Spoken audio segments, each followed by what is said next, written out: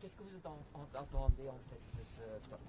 Bon, ça montre déjà qu'il y a je crois, une idée qu'on doit se réunir au niveau de chefs d'État et chefs de gouvernement. C'est une tournante. Ça veut dire que les leaders considèrent que la question nucléaire est indispensable et qu'il faut faire tout le nécessaire pour faciliter l'apport du nucléaire dans la situation actuelle. Il faut collaborer ensemble avec les petites réactions nucléaires. Il y a plus que 80 projets. Ouais. N'est-ce pas un défi? C'est un défi, mais c'est tout à fait possible. C'est à voir au niveau des politiques d'État, au niveau des financements, les pas nécessaires pour y arriver. Et tripler la capacité jusqu'à 2050. Oui. Ça dépend de chaque pays, c'est pas pour tout le monde. Il y a des pays qui vont tripler, il y a des pays qui vont doubler, mais ce qui est clair, c'est que le nucléaire est là, le nucléaire a une fonction importante, pas dans une vision d'avenir. Déjà, la moitié de l'énergie propre en Europe, elle est nucléaire, maintenant. Donc, comment on fait pour payer ça? Parce que les Français, par exemple, ça coûte très cher et c'est difficile de contrôler le coût. Ben, il faut faire en sorte que toutes les mesures et les instruments de financement, y compris politique d'impôt, subsides, etc., à un niveau pareil aux autres énergies, soient là. Donc ça, c'est pour les chefs d'État et pour les chefs de gouvernement. Il y a un aspect sécurité aussi. On a vu en Ukraine que Zaporizhzhia a posé beaucoup de problèmes. Comment est-ce qu'on s'assure que pour l'avenir, on puisse sécuriser les centrales? Il faut renforcer les instances internationales comme l'Agence internationale de l'énergie atomique pour faire en sorte qu'on ait les inspections, qu'on a la capacité d'éviter des problèmes. Et des actions vraiment concrètes. Sinon, on split un petit peu. Est-ce qu'il n'y a pas une contradiction à organiser des actions. On va un peu là-bas. Parce que... C'est une contradiction à organiser un sommet mondial de l'énergie alors qu'on est censé en Belgique sortir du nucléaire dans 10 ans. Non, on vient juste de décider de prolonger nos deux centrales les plus récentes en Belgique. En Belgique, on a une stratégie qui est très balancée. Vous savez, il y a 2 ans, on a organisé un sommet énorme par rapport renouvelable aux éoliennes dans la mer du Nord. Aujourd'hui, on le fait dans le nucléaire et c'est pas l'un contre l'autre. Ceci n'est pas un sommet qui est contre le renouvelable. On aura besoin des deux. Et en Belgique, on est uniquement positionné pour faire les deux. On a finalement une stratégie qui est à 20 ans, qui est balancée en Belgique. Et honnêtement, si on veut décarboner, si on veut aller vers net zero en 2050, on aura besoin de toutes les technologies renouvelables et nucléaires aussi. Est-ce qu'il va falloir changer la loi alors? Non, parce qu'en Belgique, la loi, on la change par rapport aux projets qui sont là. Les projets qui sont là maintenant, c'est une prolongation de 10 ans et donc on change la loi pour faire cette prolongation.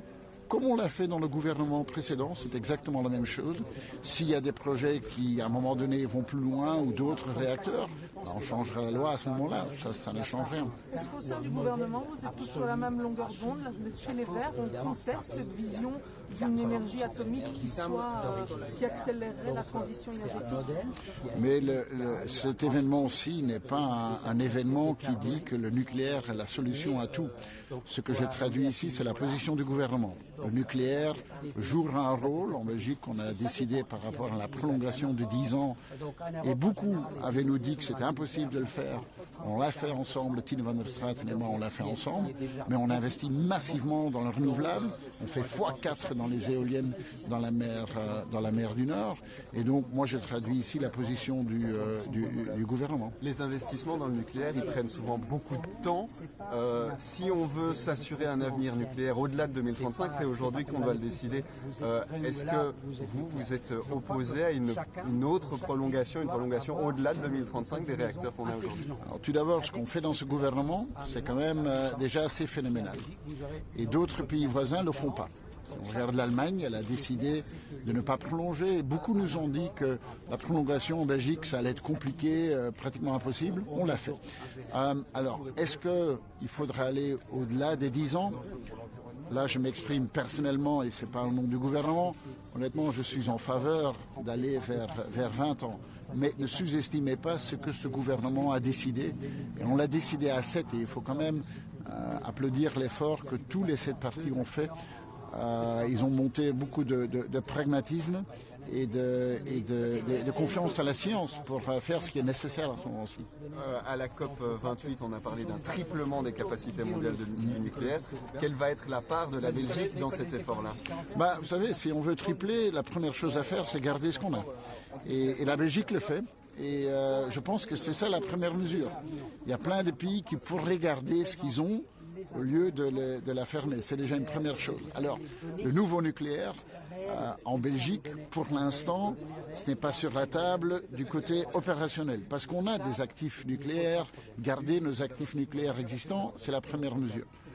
On a décidé d'investir 100 millions dans la recherche des nucléaires, des Small Modular Reactors. La Belgique a une position de connaissance et d'analyse qui est vraiment unique au monde. Mais ça, ce sera pour dans 10, je pense plutôt dans 20 ans, par rapport à la position belge, garder le nucléaire actuel est le plus important. Allez, in Nederland. Ja, een poging doen, hè? Ja.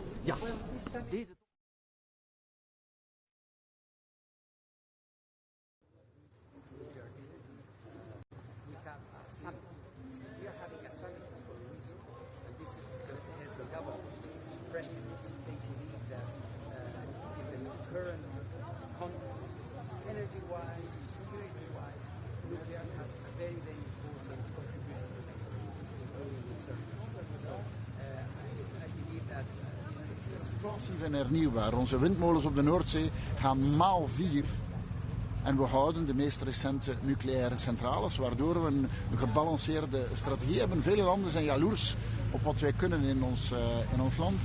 Deze top zorgt ervoor dat we over de nucleaire toekomst eindelijk spreken op het niveau van regeringsleiders, op het niveau van staatshoofden. Dat is de eerste maal ooit en ons land organiseert dat. Dat is een grote erkenning voor de bijzonder grote kennis die we hebben in het nucleaire domein. Ja, maar het is spreken, nog geen concrete acties. Dat zullen de verschillende landen duidelijk maken. Ik zal hier duidelijk maken wat ons land gedaan heeft. De verlenging van de 2 meest recente kerncentrales is iets waarvan velen zeiden dat is onmogelijk, u gaat daar niet in slagen. Ik ben daar wel in geslaagd. Ik heb dat met Stine van der Straten volledig kunnen onderhandelen. Andere landen zullen waarschijnlijk andere plannen duidelijk maken. Het verlengen van huidige centrales, er zijn best wel nog een aantal andere Europese landen die dat zouden kunnen doen en dat zou ons kunnen helpen.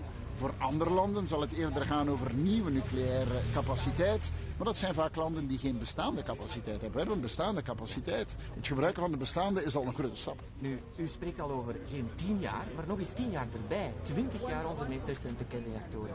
En we zien dan uw minister van Energie die nu op de alternatieve top zit. Zeg maar de mensen die anti-nucleair zijn. Ik kan me voorstellen dat voorspellingen zorgt in de regering dat we daar niet op dezelfde lijn zitten.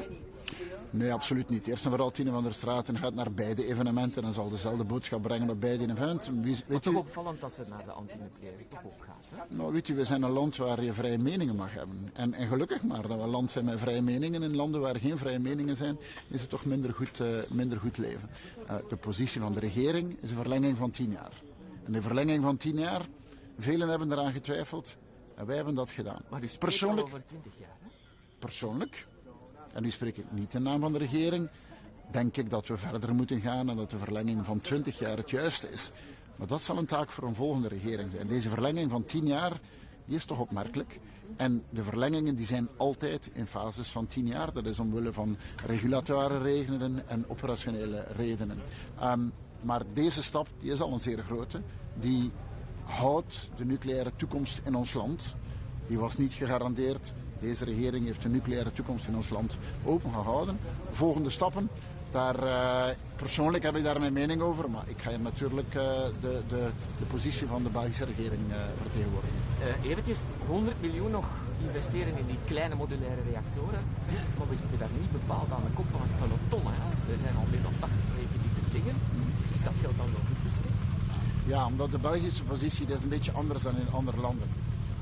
Wij hebben vandaag geen nood aan SMR's, want wij hebben nucleaire activa. En als je wil dat we zo snel mogelijk resultaat boeken om naar net zero te gaan, dan moet je de bestaande centrales openhouden. Voor ons zal die kleine modulaire reactoren van de volgende generatie, die zullen voor ons interessant zijn. Omdat die op het gebied van afval een enorme stap vooruit zouden zijn. Dus wat wij moeten doen, is niet research gaan doen voor SMR's binnen 5 jaar, maar research doen voor SMR's binnen 20 jaar. En daarin speelt het SCK een zeer belangrijke rol. En dus wij zorgen ervoor dat we mee aan de tafel zitten. Maar de Belgische positie is een beetje anders dan in landen die weinig nucleaire capaciteit hebben. Maar iedereen is nog niet mee, hè? De Duitsers bijvoorbeeld zijn niet, Spanjaarden zijn er ook, andere landen ook niet. Gewoon probleem is. Nee, want nucleair zal niet voor alle landen zijn. De verschillende Europese landen hebben daar verschillende posities. En wat belangrijk is dat je de ganse Europese mix bekijkt. En die ganse Europese mix zal nucleair een belangrijke rol spelen, net zoals hernieuwbaar een belangrijke rol zal spelen. En net zoals... niet ten nadele van het hernieuwbaar dan? Nee, absoluut niet. Als wij net zero willen zijn in 2050, gaan wij alle technologie nodig hebben. Men moet stoppen met die tegenstelling. Het is geen tegenstelling tussen nucleair en hernieuwbaar, integendeel. Het hebben van nucleaire capaciteit gaat hernieuwbaar juist sterker maken. Voilà. Ja, okay. Ja, natuurlijk.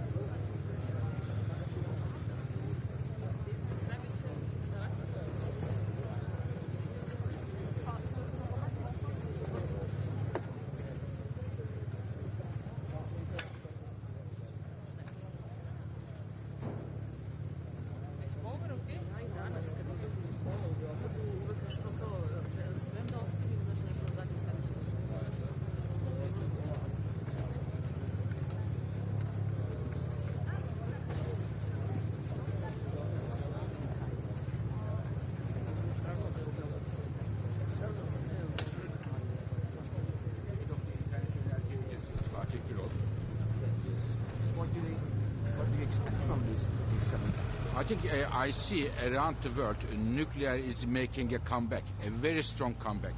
From the countries where there is already a nuclear industry, there is a big pushback, and the other one is some new countries want to build the nuclear power. There are three reasons for that. One of them is to fight against climate change, because nuclear can provide electricity without emissions. This is the number one. Number two is the electricity security. After Russia's invasion of Ukraine, everybody understood the value, the real value of generating electricity at home rather than importing from outside. And I would say a major trigger of a nuclear comeback was the Putin's invasion of Ukraine. And the third one is nuclear power can produce electricity without any interruption, and the price of electricity coming from nuclear is not volatile. The industry, households can make their plan strategies on the base of that. So these three things together makes a strong comeback for nuclear power, but there is an important role for governments and the nuclear industry to play if we want to keep this momentum up. But the goal to triple the capacity by 2050, new power plants are extremely expensive. It takes a lot of time to construct them. Is that realistic?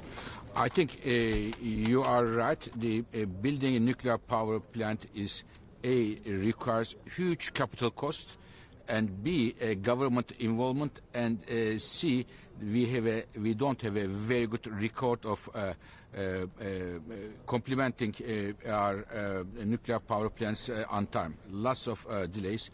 So we have to do whatever we can do to increase the current nuclear capacity, which is currently only less than 10% of global electricity generation.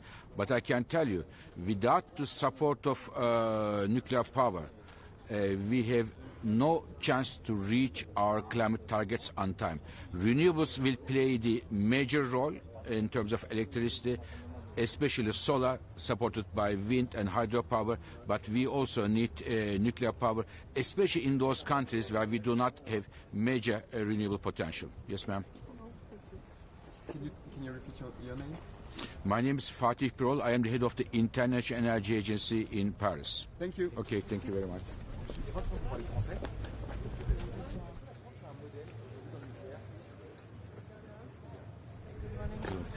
What role should nuclear energy play in the energy transition? I think nuclear will play a very important role for the clean electricity generation. I would, however, say that the major part of the future clean electricity will come from renewables, mainly solar, wind, hydropower, but nuclear has also a role to play to complement the renewable electricity, as nuclear provides electricity without any interruption. So there is a key role for nuclear to play. Whether or not nuclear will be able to play this role, we will understand today and the next meetings, because governments have a very important role in order to support new nuclear plants.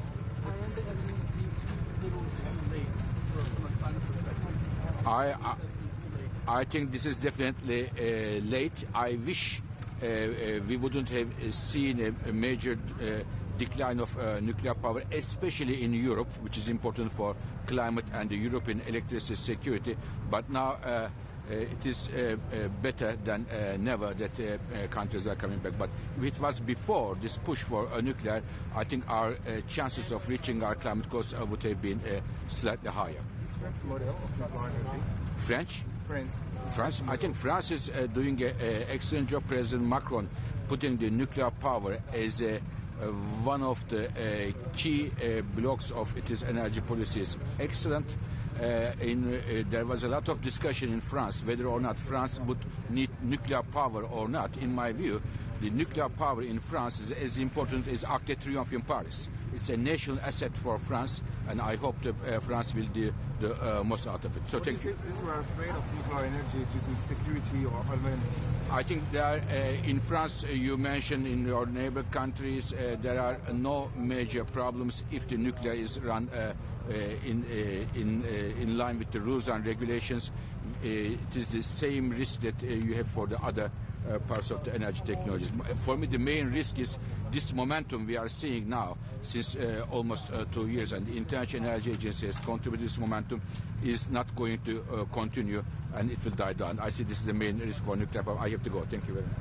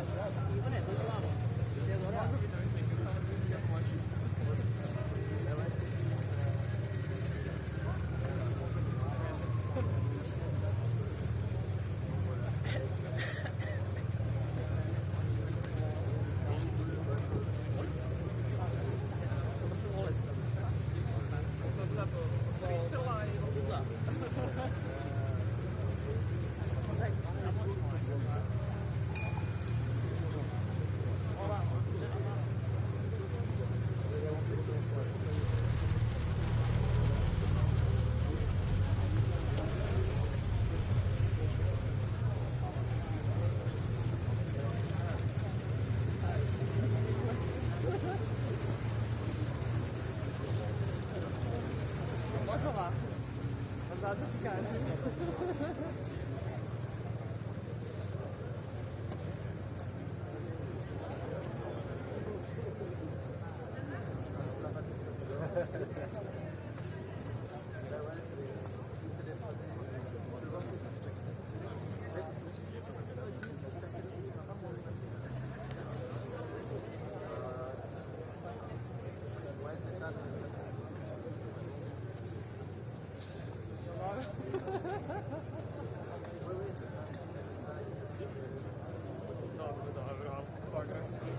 Ai, как бы трябва да сакне час.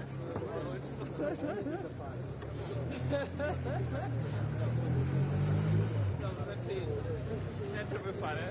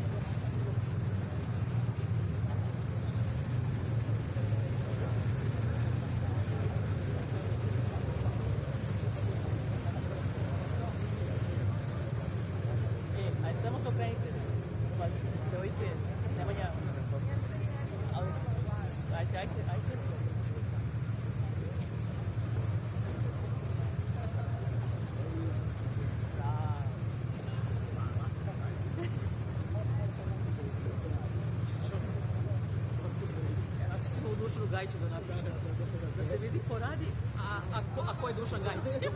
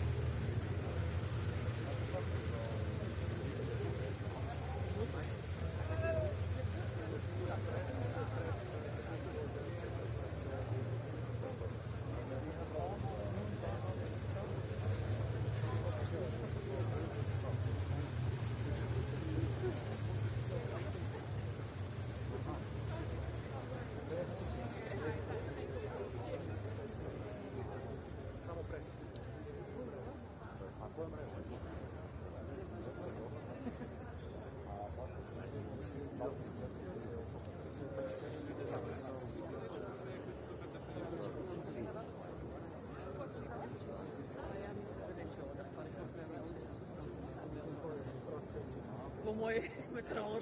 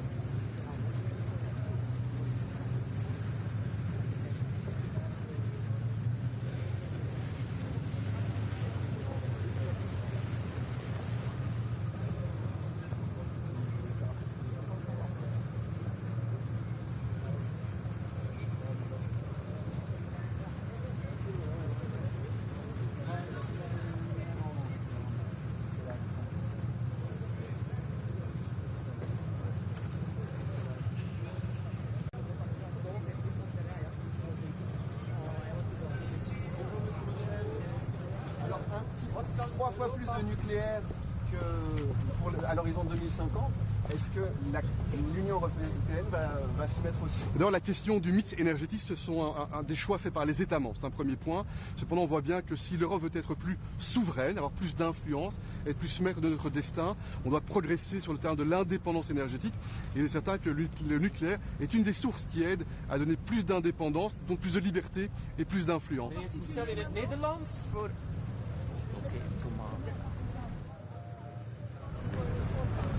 The strategic autonomy of the EU is the top priority in my opinion, and we know that the energy sector is fundamental for our future, for our ability to control our future, and it's why we know that the nuclear is one source that can help us to tackle the climate crisis on the one hand, and it can help us to build our strategic autonomy. But of course, at the EU level, the member states have the responsibility at the national level the energy mix, but this is good that we have a debate, that we decide to see how we can innovate, how we can invest to build more strategic autonomy and to tackle this climate crisis. Est-ce que la France est un modèle aujourd'hui sur le nucléaire, M. Michel? Pourquoi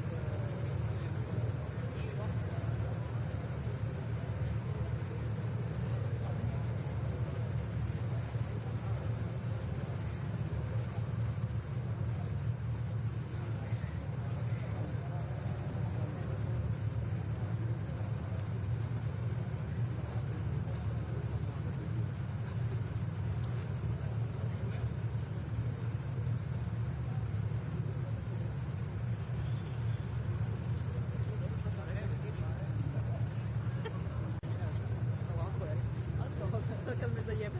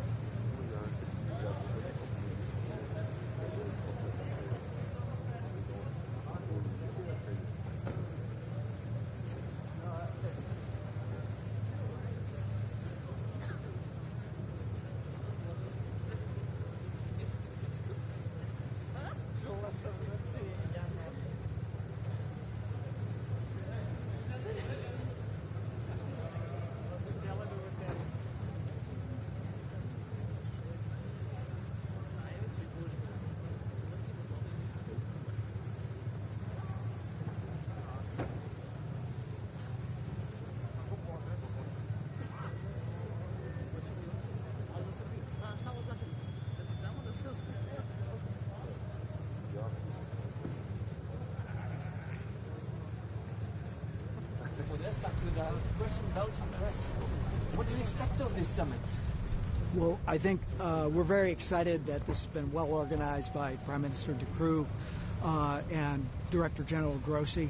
As you know, at COP28, 25 countries led by the United States signed on to triple the amount of nuclear power by 2050. That is critical to meet the climate challenge. Citizens of Belgium, citizens of the United States, and citizens of the rest of the world are feeling the extreme effects of weather. We have to utilize clean energy resources, and nuclear power will be part of that. We're undertaking that in the United States, and I think what this summit will do will put a marker down that expansion of nuclear power is critical for tackling the climate crisis that is really beginning to disturb virtually everyone across the globe. So Belgium and the United States have always worked together. Do you think Belgium and the United States should expand their collaboration on nuclear energy? I think that this demonstrates that we are beginning to expand our collaboration on nuclear energy, and we look forward to further discussions in that regard. But we're on a path through support from the Inflation Reduction Act in the United States, and we just secured $2.7 billion to restart our enrichment program, particularly for advanced fuels like HALEU in the United States. That happened just last week in the Congress. So we want to work with partners around the globe to ensure that we have secure supply chains. And what I would say is, particularly from the U.S. perspective, we have a long history with nuclear power and a commitment and a demonstrated prowess in safe, reliable, secure nuclear power. So we look forward to working with countries across the world, and certainly with Belgium. Yes, Belgium will invest €100 in a Westinghouse small nuclear reactor. That's an American firm. What do you think of that?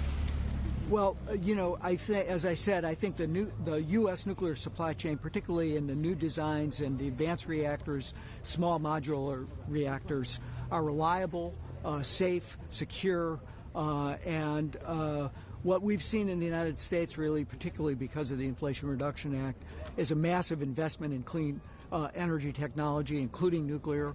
But across the board, we've had over $650 billion announced investment since President Biden took office. More than half of that is in clean energy. That's across the board in things like batteries, electric vehicles, solar supply chains, deployment of solar and wind. We're building an offshore wind industry on the East Coast. Belgium and other European companies are participating in that. So we're very excited about all this. Yes, but I think I have to go in.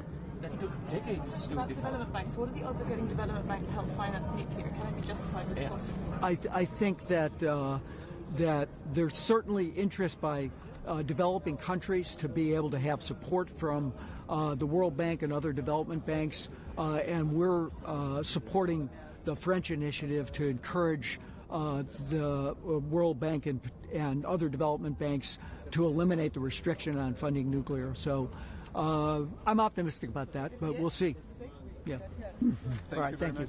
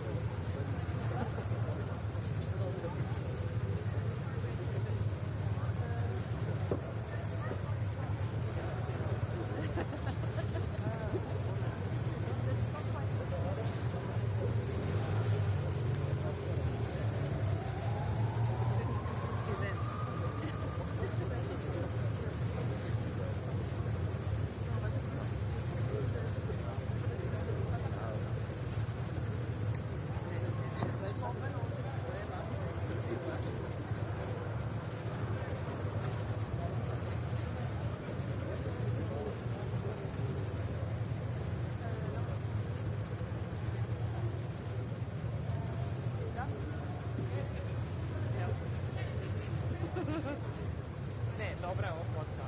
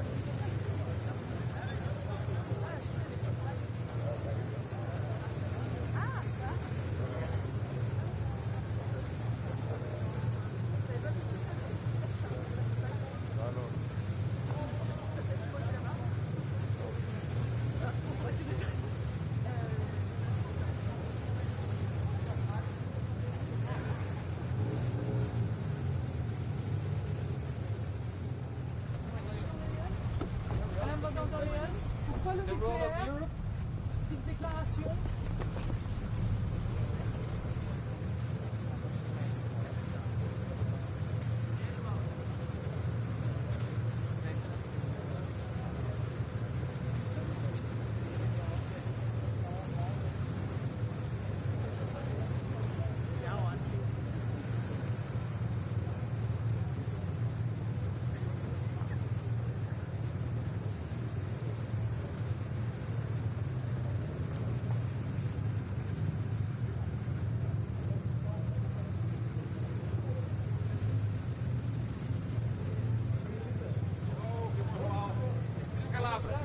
De hele dag nog. Goedemorgen. Goedemorgen. Just one question.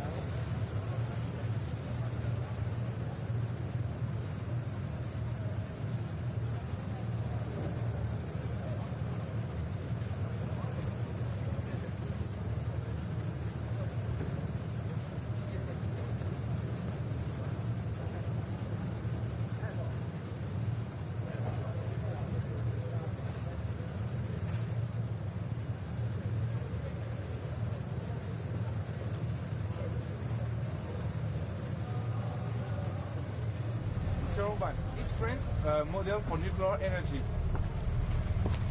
Is France, our country, the model for nuclear energy? No, they are doing very well.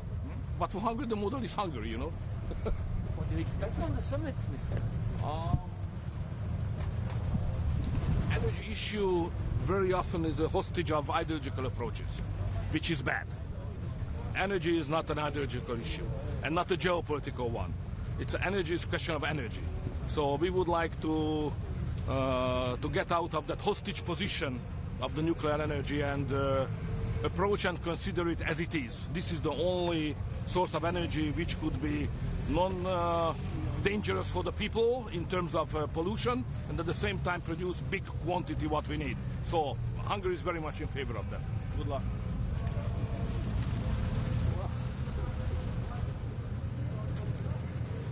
The energy issue sometimes in Europe is a hostage of ideological approaches and we have to free out of that. Thank you.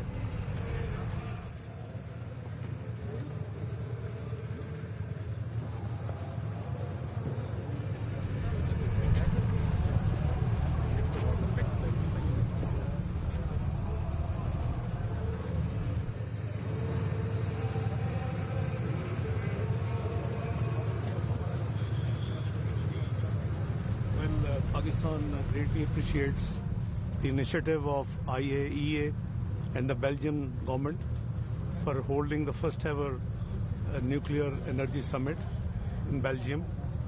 We have gathered here to highlight and promote the potential of nuclear energy.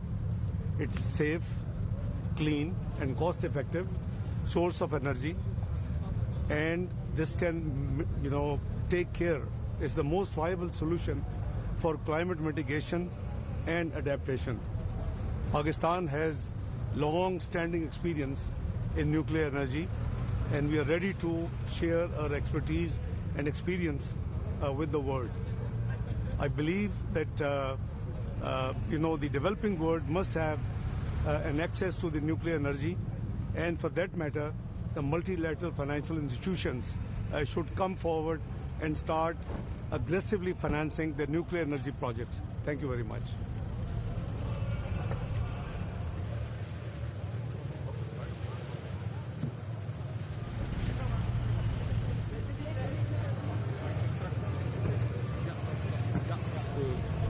Danas važno to je da mi razumemo koliko smo za ostatku i kako smo pogrešne odluke donosili 35-40 godina ranije i značaj koji se pridaje ovom samitu nama ukazuje na to koliko će nam struja proizvoditi nedostajati u budućnosti. Da to pojednostavim, bez nuklearne energije mi nećemo biti u stanju da preživimo i dolazak veštačke inteligencije električnih automobila, naša sve veća lenjost po pitanju iskopavanja otkrivki uglja, neophodnost da se odričemo fosilnih goriva, nuklearna energija je zelena energija i sve drugo nas stavlja u poziciju da ćemo morati da menjamo naše zakonske norme, da ćemo morati istovremeno da menjamo naše navike, ali da ćemo morati i da dovodimo ljude naše iz inostranstva jer nemamo dovoljan broj stručnih ljudi i da ćemo morati da obezbedimo značajna finansijska sredstva u budućnosti da bismo sve to mogli da napravimo. Tako da, bit će zanimljivo. Hvala, vidimo se.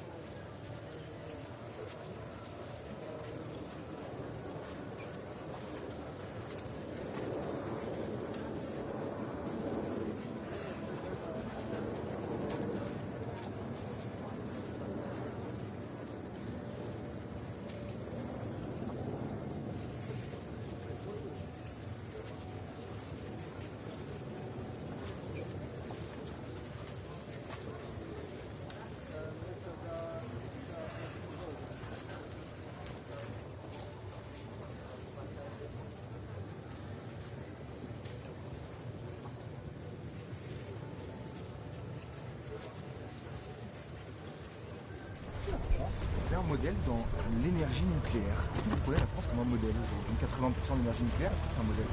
Je crois que la France a beaucoup d'expérience avec l'énergie nucléaire et les idées que nous abordons aujourd'hui, c'est comment faire que l'énergie nucléaire, qui n'ajoute pas aux émissions de CO2, peut aider pour tous les besoins de notre énergie dans les années à venir. Alors l'expérience de la France, qui a pas mal de stations nucléaires, c'est toujours utile.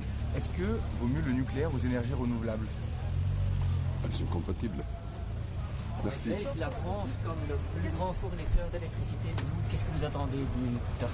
De cette sommet, je crois que c'est bien que dans le contexte de décarbonisation, qu'on aborde la question de l'utilité de l'énergie nucléaire, parce qu'il n'y a pas d'émissions de CO2, et tous les pays qui ont des centrales nucléaires ont une certaine expérience que les autres pays membres de l'Union peuvent partager.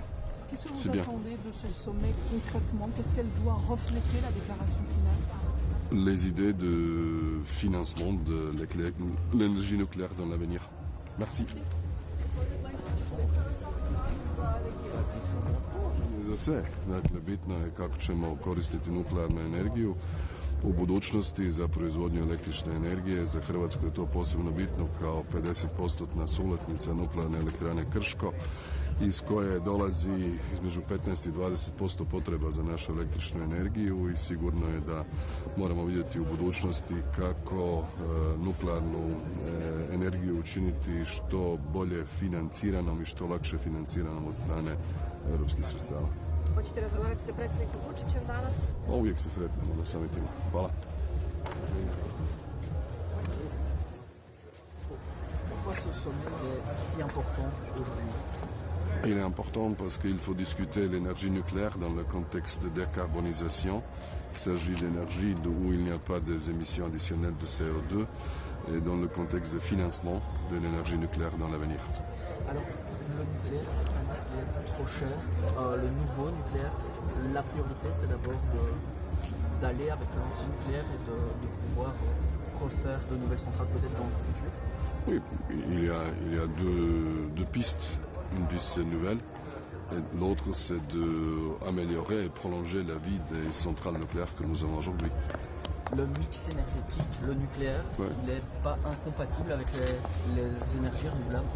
Pas du tout, je crois qu'ils sont compatibles. Chez nous, par exemple, la centrale nucléaire que nous avons en Slovénie, qui est copropriétaire avec la Croatie de 50%, c'est entre 15 et 20% de nos besoins d'énergie électrique.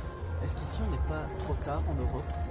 Est-ce qu'on n'a pas raté cette transition pour le nucléaire? Non, pas en arrière? Non, je ne crois pas. Tout ça qui se passe aujourd'hui, c'est dans le contexte de 2050, de l'idée que le continent européen sera neutre du point de vue de décarbonisation. Merci. Merci.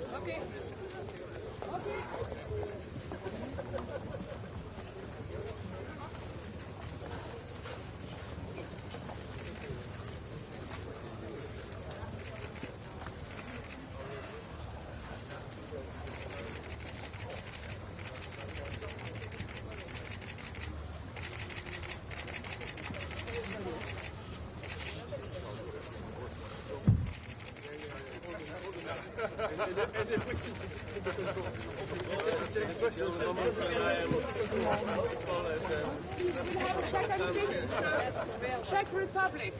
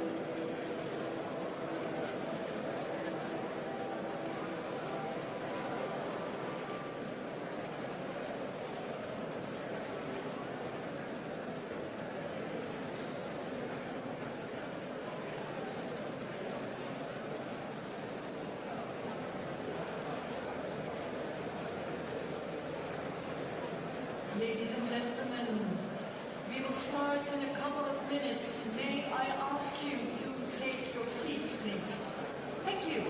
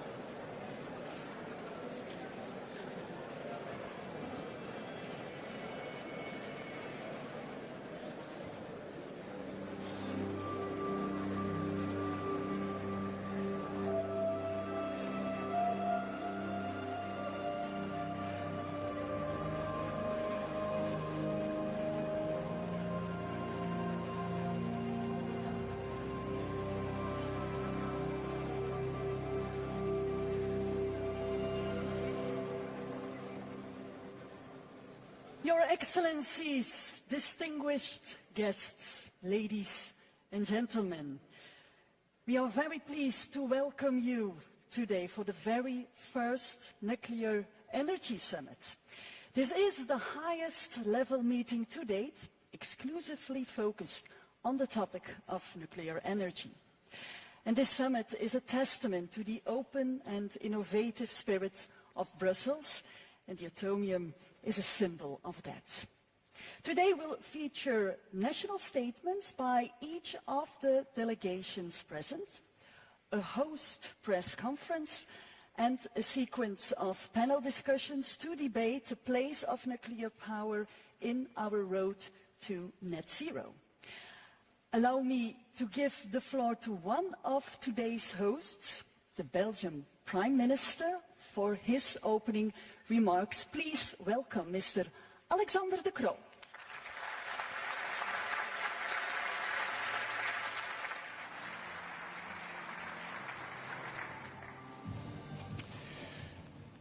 Dear delegations, ladies and gentlemen, coming from around the world, a very warm welcome here in Brussels. We are just a few steps away from the Atomium. The Atomium, a symbol of technology and innovation, an infinite belief in scientific progress. When the Atomium was erected in 1958, it was very different from your everyday monument. It echoed the optimism about the atomic age, with gleaming spheres evoking scientific wonder. Reflecting human ingenuity, the Atomium inspired generations to come. This is the very reason why we meet today. Reaching net zero by 2050 will require the same human ingenuity.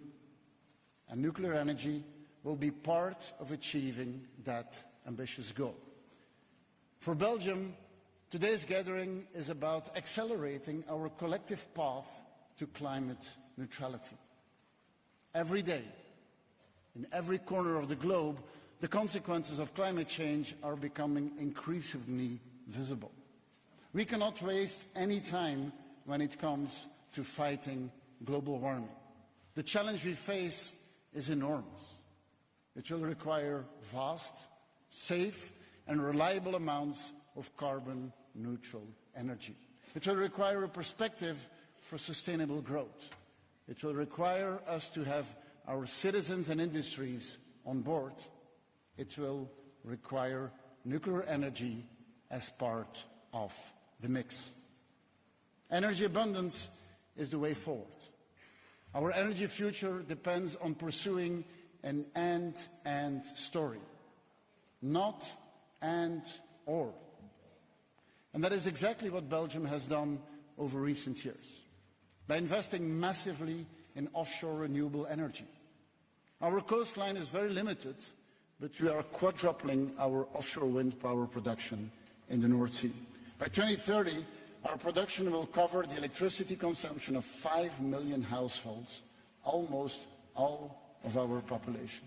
We are erecting the world's first energy island in our waters, with interconnectors that will connect wind farms from all over Northern Europe. But Belgium has also decided to extend the operations of its youngest power plants for a further 10 years. And we are investing 100 million in SMR research. Our approach must be comprehensive, embracing different energy sources, navigating the complexities of energy security in the 21st century. This first nuclear energy summit brings together over 300 CEOs, entrepreneurs, scientists and civil society figures alongside 37 political leaders. You will plan our common energy future together, from intentions to projects, from PowerPoints to standardization and scalability. To achieve our goals, we will need your ingenuity. Governments, but even more so, our citizens and private partners. We will only succeed when innovation is brought to the market in a cost-effective manner. Repeatability is at its heart, pushing back the optimism bias that all too often hinders budgeting and planning. This is the key to achieve the promise of the atom once again. One final word of gratitude for your leadership, Director General Grossi de Rafael, for your recognition of Belgium's nuclear heritage, for your support to my government effort to reverse course and to achieve lifetime extension under difficult circumstances. I wish all of you here today creativity, perseverance, and of course, ingenuity. Enjoy this first global summit for nuclear energy. We are proud to be your host. Thank you very much.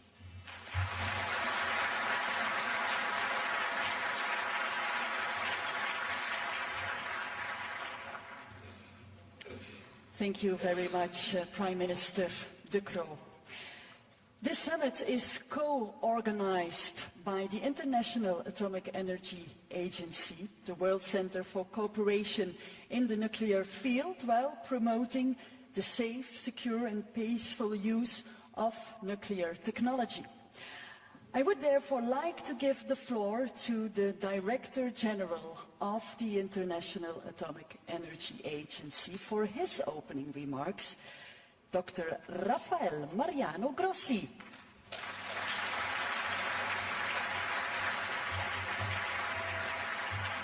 Thank you very much. Good morning, everybody. Good morning, ladies and gentlemen. Dear Alexander, thank you for hosting us for this first ever nuclear energy summit. It is interesting to note that it took 70 years of commercial exploitation of nuclear energy to have the first meeting at your level, at our level, at the level of world leaders. And it's logical that it happens now. Could have happened before, but now it is not a good thing to have. It is a need. It is a necessary thing to have. There is a convergence of factors that we all know and you as leaders are dealing with every day. There is an energy crisis, an energy dilemma. There are also undeniable tensions in the world, and we know for a fact that nuclear energy today, not as a prospect, not as a plan, not as a utopian idea, is today, as we speak, providing a quarter, 25% of the clean energy which is produced in the world, and here in Europe, half of it. But more is needed in a collaborative way. As Alexander was wisely saying, this is not a beauty contest. This is a fight where we have to use all the available, dispatchable, CO2-free energy sources for the common challenge, which is to decarbonize our energy matrices as soon as we can. And we are moving in that direction. As I was saying, it took 70 years to get to the first summit. It took 28 conferences on climate change to recognize at long last that nuclear should be accelerated. And it's good that it has happened. Better late than never. And now we need to see what is needed so that this is done in the right way. And this is why the IAEA is part of the effort. This is why we are here.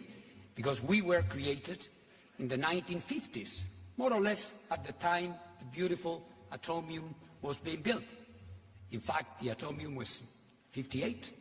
The IAEA was created in 57, after the 1953 Atoms for Peace speech by President Eisenhower at the United Nations. Atoms for Peace is what we need. And Atoms for Peace is all about the challenge that we have in front of us. The important thing is that this, in a world that is, of course, confronted with all these tensions and differences, this, as you can see here, this is a global effort. It's not Europe, it's Africa, it's Asia, it's Latin America, it's North America, it's the world that needs this to get its act together and to do it in a better way.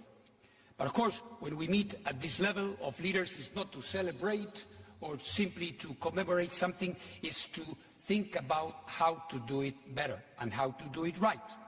And this is why I'm very proud to say that all the participants from all over the world reunited here in Brussels have agreed on a declaration that addresses these points. This declaration addresses all these points, but also focuses on what we still need to do in order to facilitate, to make possible that this promise, that this factor, that the nuclear factor is there in the right way. And what we have in mind here, of course, is aspects that are very, very concrete, very tangible, like the financing, for example. And we know that still we do have, or we do not have, rather, a level playing field when it comes to integrating nuclear. We still have an international financial institutions and architecture that in some cases, even today, prevents, forbids financing of nuclear projects. But we have moved beyond that. A page has been turned, and we have to make sure that we are well aligned to do what we need to do. This is why we are so happy to be here. This is why the first ever nuclear energy summit is marking a way forward. And the IAEA is going, of course, to be playing its role, to make sure that whenever that happens, whenever nuclear energy is used, whenever we are benefiting from that, this is going to be done in a safe, secure, and in a non-proliferation way. So thank you again, Alexander, for having so graciously hosted this important historic meeting. We are there. We are going to be working together. This is a decision. Nuclear energy will be part of the solution, and we are very happy to be doing it with you. Thank you very much.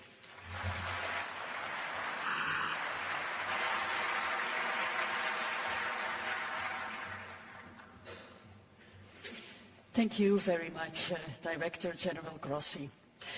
And we are joined here today with quite a lot of delegations from around the world and more than 300 representatives from industry, civil society and the broader nuclear energy community. We will now move on to the national statements by each of the delegations gathered here today.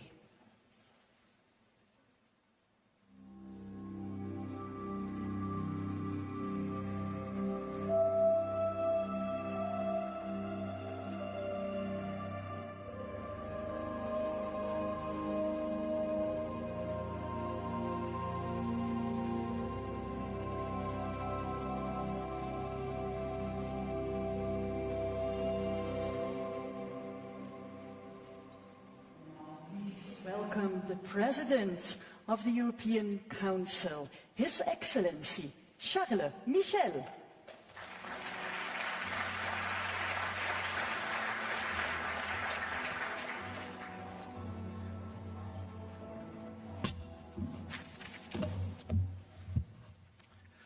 Dear Prime Minister, dear Alexander, Madam President of the Commission, dear Director General Rafael Grossi, dear Head of State, Head of Governments, ladies and gentlemen, first of all, dear Alexander, let me thank you for hosting this important summit under the Belgian presidency. Ladies and gentlemen, a more sovereign Europe is not just wishful thinking. Today, the world is more dangerous and unpredictable than ever. Wars, conflicts, climate change, and the digital revolution. And that's why in the EU we know that we must take greater responsibility for our common future. Our actions must match our ambitions. We are getting stronger in strategic areas and building our European sovereignty, especially in two critical areas that should be priorities for all of us. First, our competitiveness and prosperity. Second, our security and defense. Russia's war against Ukraine has been a brutal awakening for all of us. It showed we need to be a lot stronger in security and defense. We must be defense ready. But Russia's war has also had a dramatic impact on our energy security. In fact, the Kremlin fired an energy missile at Europe to obliterate our economies, weaken our societies, and destroy our morale. And it showed we must be more independent in the energy sector and less dependent on unreliable regimes for our energy. More independence means more freedom. Freedom to act boldly, to defend our interests and to promote our fundamental values. And that's why we must build a genuine energy union as a pillar of our EU sovereignty, because this would allow Europeans to act collectively and give us more energy security and more control of our future. Nuclear energy has a role to play in our European sovereignty. Ladies and gentlemen, dear friends, nuclear energy accounts for about 10% of electricity generation globally. And in the EU, each member state decides on its own energy mix, including whether to include nuclear power or not. Nuclear can help ensure grid stability when fossil fuel power stations are phased out, Nuclear helps give our union more energy security. Nuclear energy can also help us fight climate change by reducing our greenhouse gas emissions. We are investing massively in renewables, it was said by the Prince of Belgium. But we need to do more, we must innovate more, small modular reactors, foster new technologies such as hydrogen. They could be decisive in decarbonizing our building sector, for instance, and promising advances in fusion and fission technologies could be a game changer for the future of nuclear energy. Ladies and gentlemen, dear friends, we also need to strengthen nuclear security around the world. And the IAEA plays a crucial role helping countries apply international safety standards to strengthen nuclear power plant safety. Dear Director General, dear friend Rafael Grossi, the EU fully supports you, your work. The agency is playing a fundamental role in ensuring nuclear energy is used for safe, secure and peaceful purposes. Ladies and gentlemen, the green and energy transition is a challenge for every country across the globe, and nuclear has a role in supporting these transitions that affect every human being, no matter where they live on this planet. Today, again, Europe is being severely challenged. European sovereignty is, I am convinced, our best answer to this challenge, our path to making the EU stronger, more independent and more influential. We will deliver on this vision. I thank you.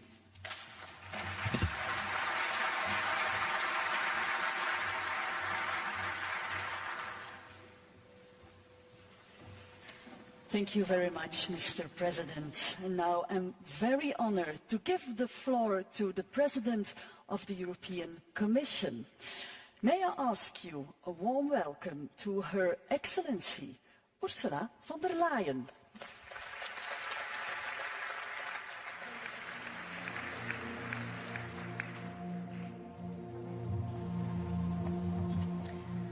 Dear Prime Minister Alexander De Croo, fellow leaders, Excellencies, Director General Grossi, ladies and gentlemen, thank you very much for this opportunity to address this summit meeting. As everyone is aware, there are different views across the European Union on nuclear power. But I am here because I believe that in countries that are open to the technology, nuclear technology can play an important role in the clean energy transition.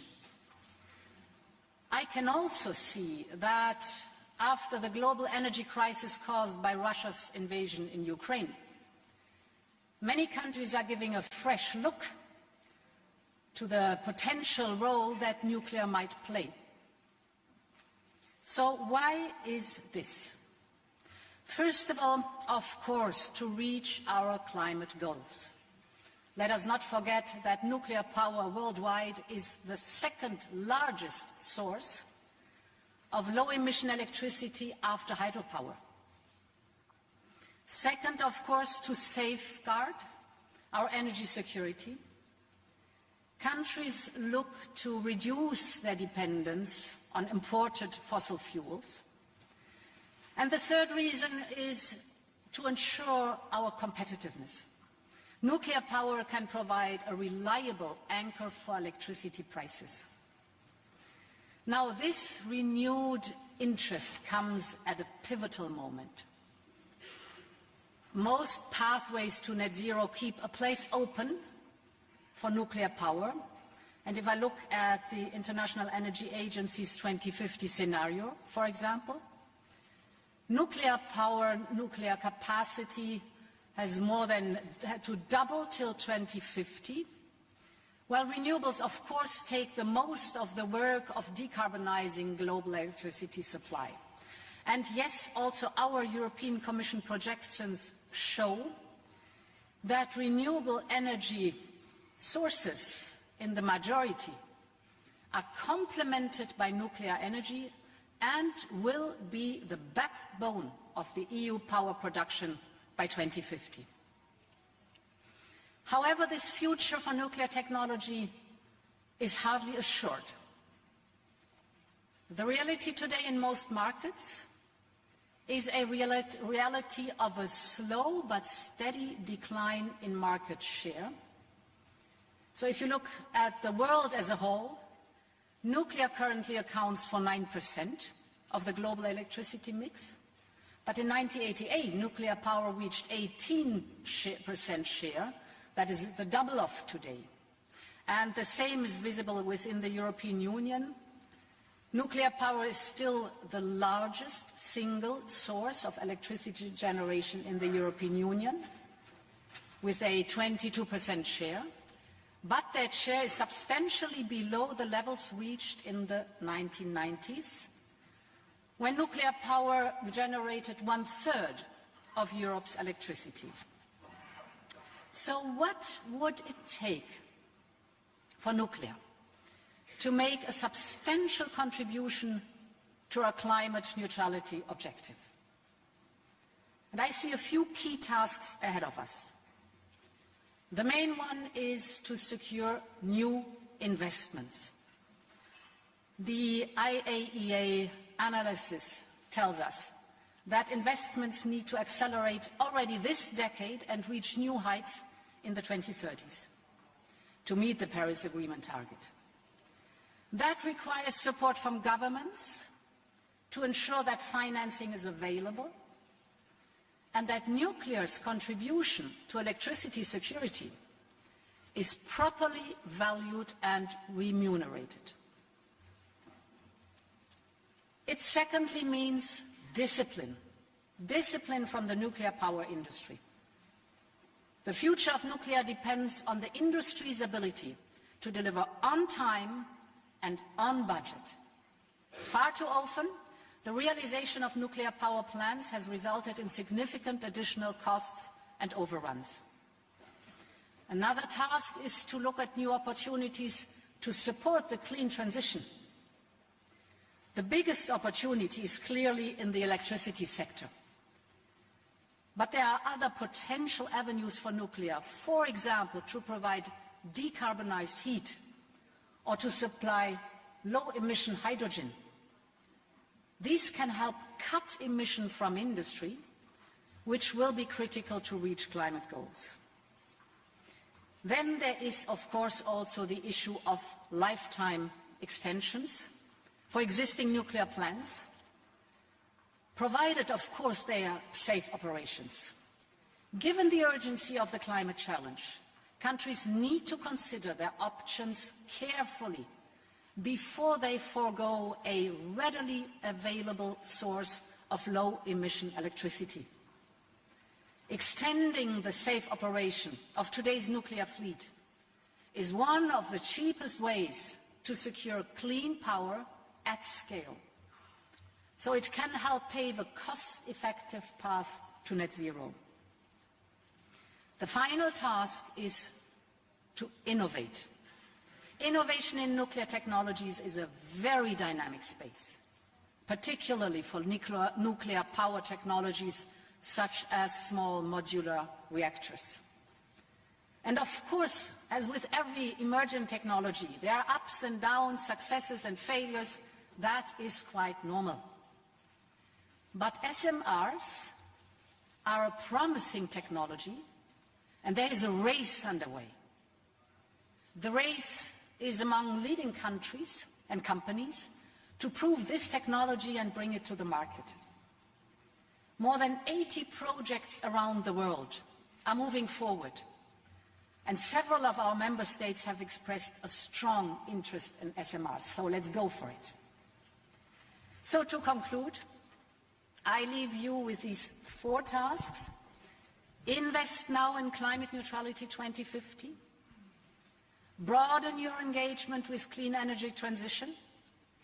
Consider the extending of lifetimes of existing plants with full commitment to the highest level of safety, and innovate.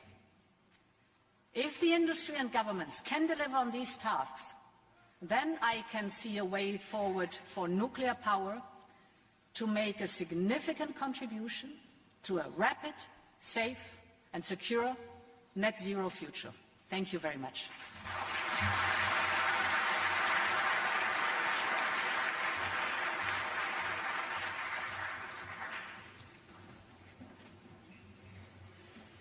Thank you very much, Madam President von der Leyen. And now, please welcome the President of Romania, His Excellency Klaus Werner Iohannis.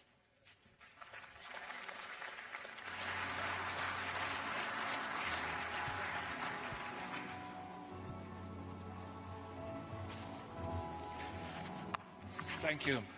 Prime Minister De Croo, Director General Grossi, Heads of State and Government, Excellencies, ladies and gentlemen, allow me to start by thanking our hosts, Prime Minister De Croo and Director General Grossi, for organizing a summit stressing the urgency of climate action and the importance of nuclear energy in the global energy transition.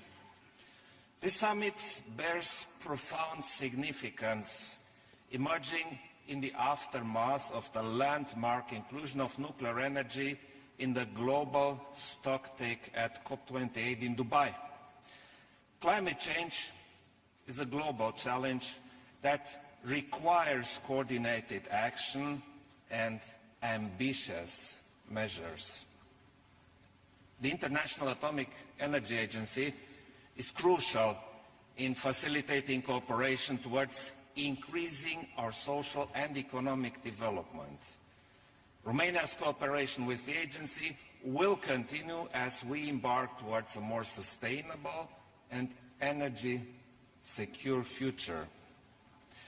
Ladies and gentlemen, Romania is determined to develop its nuclear energy program through enhancing large-scale production capacity and deploying the innovative small modular reactor technology by working with the United States and other key partners. Moreover, we aim to become a regional leader in nuclear energy operations and deployment, in training specialized workforce and the supply chain hub for nuclear energy production. In developing the National Nuclear Energy Program, we are committed to safety for the public and the environment, secure operation of our facilities, and full compliance with our non-proliferation requirements. Excellencies, I expect today's summit to strengthen the commitment to the expansion of nuclear power in the European Union and global energy mix. This commitment is essential for unlocking timely investments, for consolidating supply chains, and for training the next generation of nuclear energy specialists. I welcome recent steps taken in this regard by the European Commission, such as the European Industrial Alliance on small modular reactors. We need to make sure that our nuclear energy ambitions benefit from suitable financial support, considering also the role of nuclear power in accelerating decarbonization. Combining public and private funding is crucial in creating a business model for accelerated nuclear deployment, easily replicable. We need to expand our investments in research, demonstration projects and development of nuclear materials and technologies. In conclusion, allow me to call for unified action that leverages the massive potential of nuclear energy to drive us towards a net zero and energy secure future. I thank you all.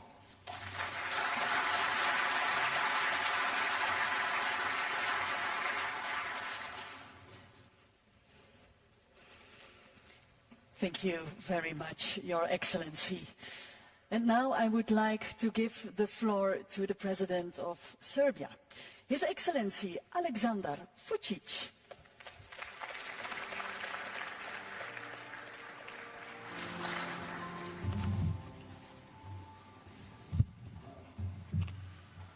Dear Alexander, thank you for hosting us. Mr. Grossi,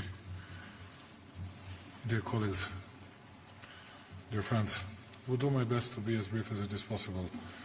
You cannot learn a lot from Serbia on these issues because after the breakup of former Yugoslavia, we haven't had any experiences with nuclear energy. But I believe that this summit is of an utmost importance for the future of my country as well for the future of an entire European continent, and much more important than many meetings, gatherings, forums we attended so far, and which were like bureaucratically organized just to see each other and not to do many things. Why I believe this is very important? Because we are all ready to discuss big plans, big things in the future and for the future, but we don't know how to implement it. Number one, we said to ourselves that we need to at least double the production of military ordnance, armament, weaponry and everything else. Then we need to boost our growth rates, which are, speaking about European continent, so small that I don't know how we can provide not only a bigger growth rates, but this type of production and participation in or getting more SMRs or use of nuclear energy in the future. We have three problems. Number one is that we, at least in my country, we have know-how. We don't have know-how about use of nuclear energy, and we don't know exactly where to get it. Number two is how we're going to finance all these projects, and I can tell you in advance that we are very much interested in getting at least 4 SMRs that can replace 1,200 megawatts. We don't know how to do it, how to finance it, because it costs around 7.5 up to 8 billion euros. Anyway, we'll be ready to participate significantly, but we need to get some sort of support from the other sides, from the leading states, leading countries of European Union. And number three, it means that we'll always need to get a change of mindsets of our people, which is not easy, but we are ready to do it, which means that we'll not only adjust, but we'll have to change an overall legislative framework, and we'll do it. And at the end, if we're going to have a continuation of terrible security situation, which means different type of wars in the world, my question would be, who's going to finance it? How are we going to finance it? How are we going to secure bigger growth rates? How are we going to produce more military equipment than we used to? Or is it just another fairy tale? Anyway, I believe this is very useful. I really believe in this and would like to get a lot of help, particularly know-how for my country, and will ask our hosts and all the others to be as much supportive as it is possible. And Mr. Grossi, please come to Belgrade as soon as possible. You're always very welcome, and thank you for listening to me. I'm sorry that it took a lot of your time. Thank you very much.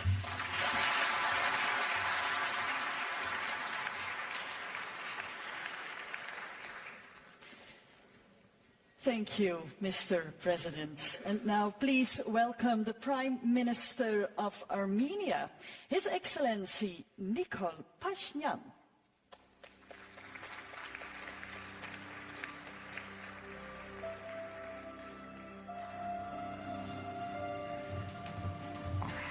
Thank you very much. Prime Minister De Croo, Director General Grossi, Excellencies, ladies and gentlemen. I extend my sincere gratitude to Director General Grossi for convening this inaugural Nuclear Energy Summit, and to Prime Minister De Croo for generously hosting this important gathering. Armenia, as a state relying on nuclear power generation, stands firmly behind the consensus that nuclear energy is indispensable in our fight against climate change, and recognizes the inalienable right of NPT state parties to develop it for peaceful purposes without discrimination and political barriers. This is why Armenia was among 22 countries who fully supported the International Atomic Energy Agency statement on nuclear power at the UN Climate Change Conference in Dubai in December 2023. We also proudly align ourselves with the historic decision made at the COP28, which recognized nuclear energy as one of the solutions to climate change alongside other low-carbon energy sources. Nuclear energy stands as a cornerstone in our strategy, ensuring both the energy security of our nation and the mitigation of climate change. We commend Director General Grossi's efforts to elevate nuclear energy to the forefront of high-level discussions on climate change mitigation. For Armenia, nuclear energy plays an essential role and helps to achieve our national determined contributions under the Paris Agreement. For decades, the Armenian nuclear power plant has been serving as a critical element of our energy system, ensuring the stability and sustainability of energy production. Presently, about 30% of our country's electricity derives from nuclear energy. Our course of arrival to that point was thorny, met with dramatic period of closure of the nuclear power plant. Today, we can proudly state that among other crucial things, it also symbolizes and strengthens our sovereignty. Armenia actively collaborates with the International Atomic Energy Agency, adopting a proactive stance to ensure nuclear safety and security while fulfilling all its obligations. We regularly host review and peer review missions, reports of which clearly indicate that Armenia is operating the power plant in line with IAEA safety standards. The absence of any nuclear or radiation safety incidents throughout the history of our plant's operations speaks volumes about our unwavering dedication to this cause.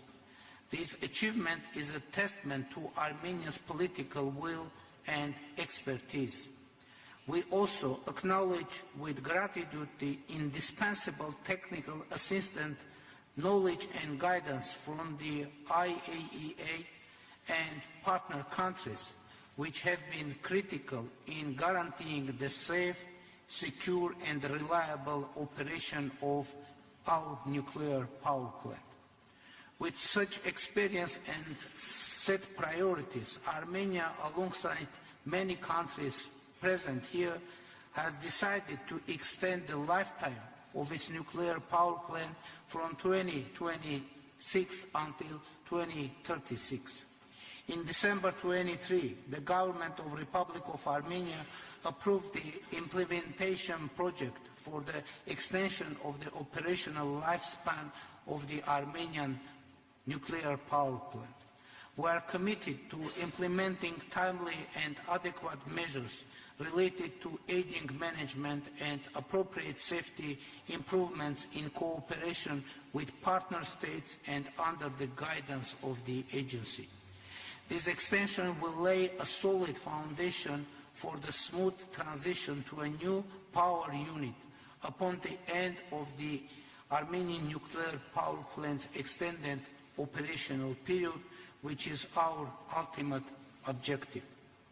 In this regard, Armenia is committed to fostering close collaboration with and leveraging the expertise of both IAEA and partner countries to identify the optimal solution for replacing the current unit.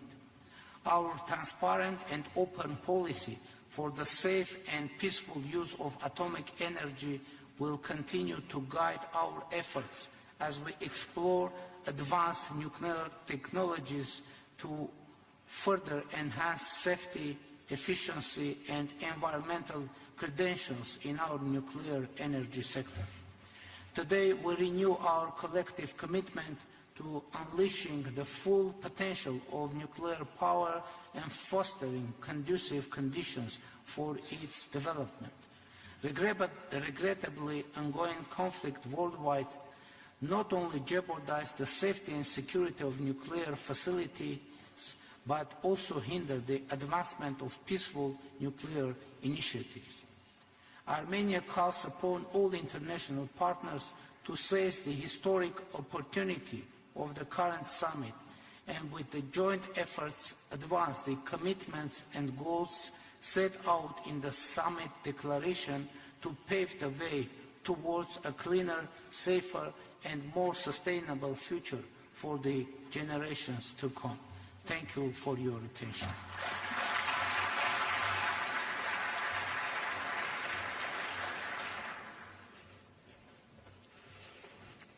Thank you, Mr. Prime Minister. May I ask a warm welcome for our next speaker, Prime Minister of Bulgaria, His Excellency Nikolai Denkov.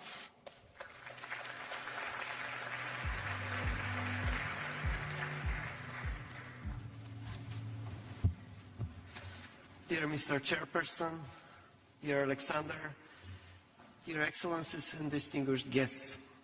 First, I would like to thank the International Atomic Energy Agency and to Belgium for hosting this inaugural Nuclear Energy Summit. Nuclear power plays an important role in ensuring national, regional and global energy security.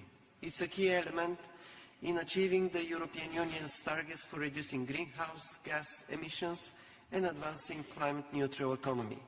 These are also among the main priorities of my own country, Bulgaria. Safety and security of the nuclear facilities are a major factor for the development of nuclear energy. Russia's unprovoked and unjustified war against Ukraine poses the gravest threat that we have today to the safety and security of our nations. Russia's illegal seizure of Zaporizhzhia nuclear power plant has led to unprecedented nuclear safety and security breaches that threaten Ukraine and the wider European region. That's why we commend the professional and indispensable work of the international energy experts to prevent a nuclear accident in Ukraine. We urge Russia to return full control to the Ukrainian authorities and to immediately withdraw its troops from the territory of Ukraine within its internationally recognized borders. Bulgaria has a proven 50 years of experience in the safe and secure operation of nuclear power plant, as well as unique experience in the decommissioning of nuclear units. We will continue to rely on nuclear power as a major factor in our country's energy balance under the conditions of high technology, production efficiency, no greenhouse emissions,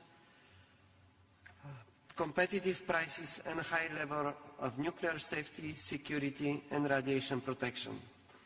Investing in new nuclear generation is seen as one of the cornerstones of our national strategy, allowing scale-up of renewables and achieving net zero industry in the country and the whole region.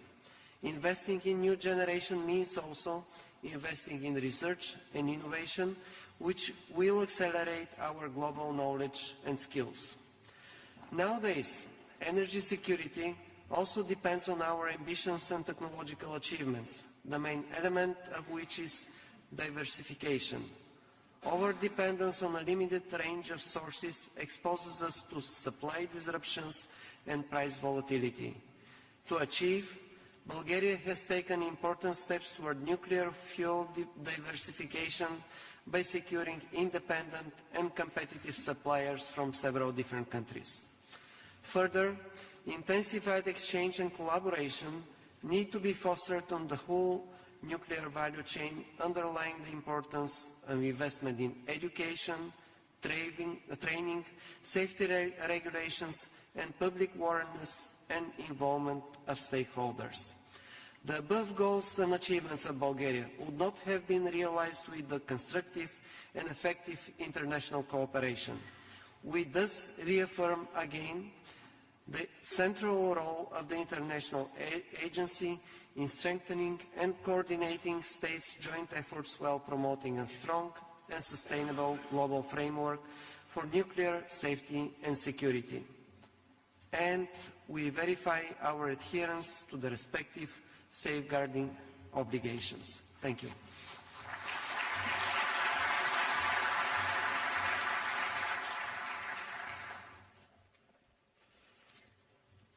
Thank you, Your Excellency. And now please welcome Xi Jinping's Special Representative and Vice Prime Minister of China, His Excellency Zhang Kuntin.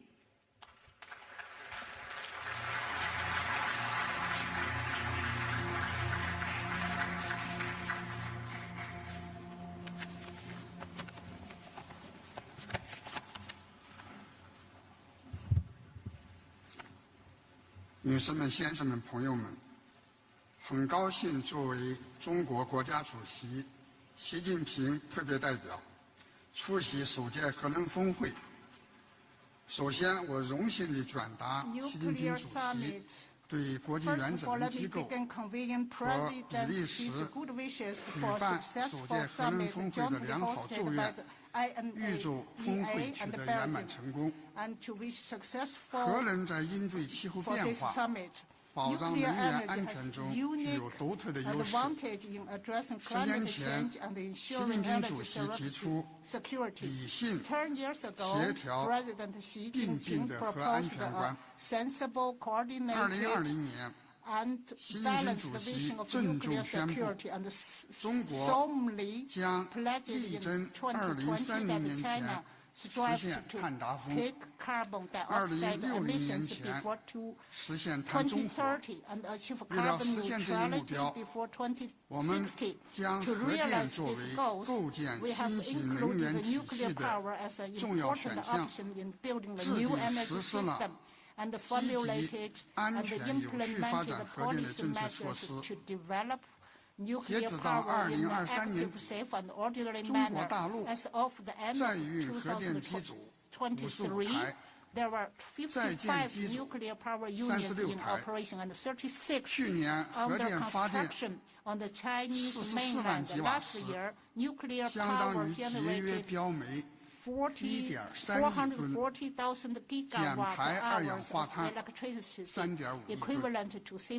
与此同时，我们积极帮助发展中国家培养核专业人才，协助发展中国家开展核能基础设施建设，在农业、医疗、污染治理等领域拓展核技术应用合作，支持国际原子能机构技术合作计划。中国以自己的实际行动和成效，为促进全球能源绿色低碳转型做出了积极贡献。各位同事，应对气候变化、保障能源安全是全人类共同面临的挑战。习近平主席提出了全球发展倡议、全球安全倡议、全球文明倡议。我们愿同各方携手行动，共同推动核能更好助力全球经济、社会和环境可持续发展。我们要推动技术创新，在核能基础研究、第4代核能技术研发和示范应用、小型模块化反应堆应用、核能综合利用、可控核聚变技术研发等领域加强合作，努力提供更加先进、更加安全、更加普惠的核科技解决方案。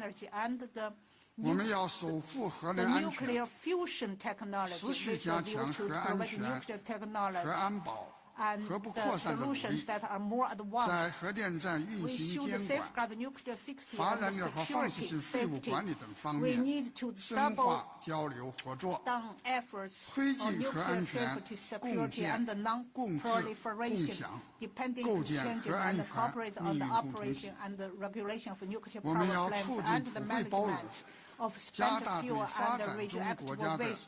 核能发展的技术投 We 入 should promote 和资源投入， inclusiveness. We need to 支持 scale 发展 up 中国家 technical 将核 support 能纳 and 入 the 其能源体 resource 系， input for 让 developing 核能 countries. 发展 Support 成 them 果 in including 更多的 nuclear in their 惠 energy 及 mix 发展中国家 and。let the outcomes 我 of 们要 nuclear 坚持开放 development 有序， benefit more countries. 推动全球核能治理 We should 朝 uphold 着 openness 更 and 加公 ordinance. 正 We 合 need 理 to 的方向发 advance 展， global nuclear 加 energy 强国际 governance 核 in a 能 more 产业 just 分 and 工协作， equitable 增 direction. 强全球 Strengthen 核能 international 产业链 division of 供应链 labor and 韧性和 collaboration in 安 the 全， nuclear industry. 反对 Enhance the 将和平利用 resilience 核 and the 能问题 security of the 政治 global 化。 nuclear industrial and 各位 supply 同事， chains, and oppose 国际原子能 any 机构是全球核 politicization 领 of 域 the 合作的 peaceful 中心， use of nuclear 其宗旨 energy. 是原子 Colleagues, 能 the 应用于和 IAEA 平与 is 发 a 展。 global center of 我们愿意 nuclear 继续 cooperation 与 with 机 a 构 mission 及 to 各方一 promote 道，为 atoms for 实 peace 现这 and 一宗旨 development.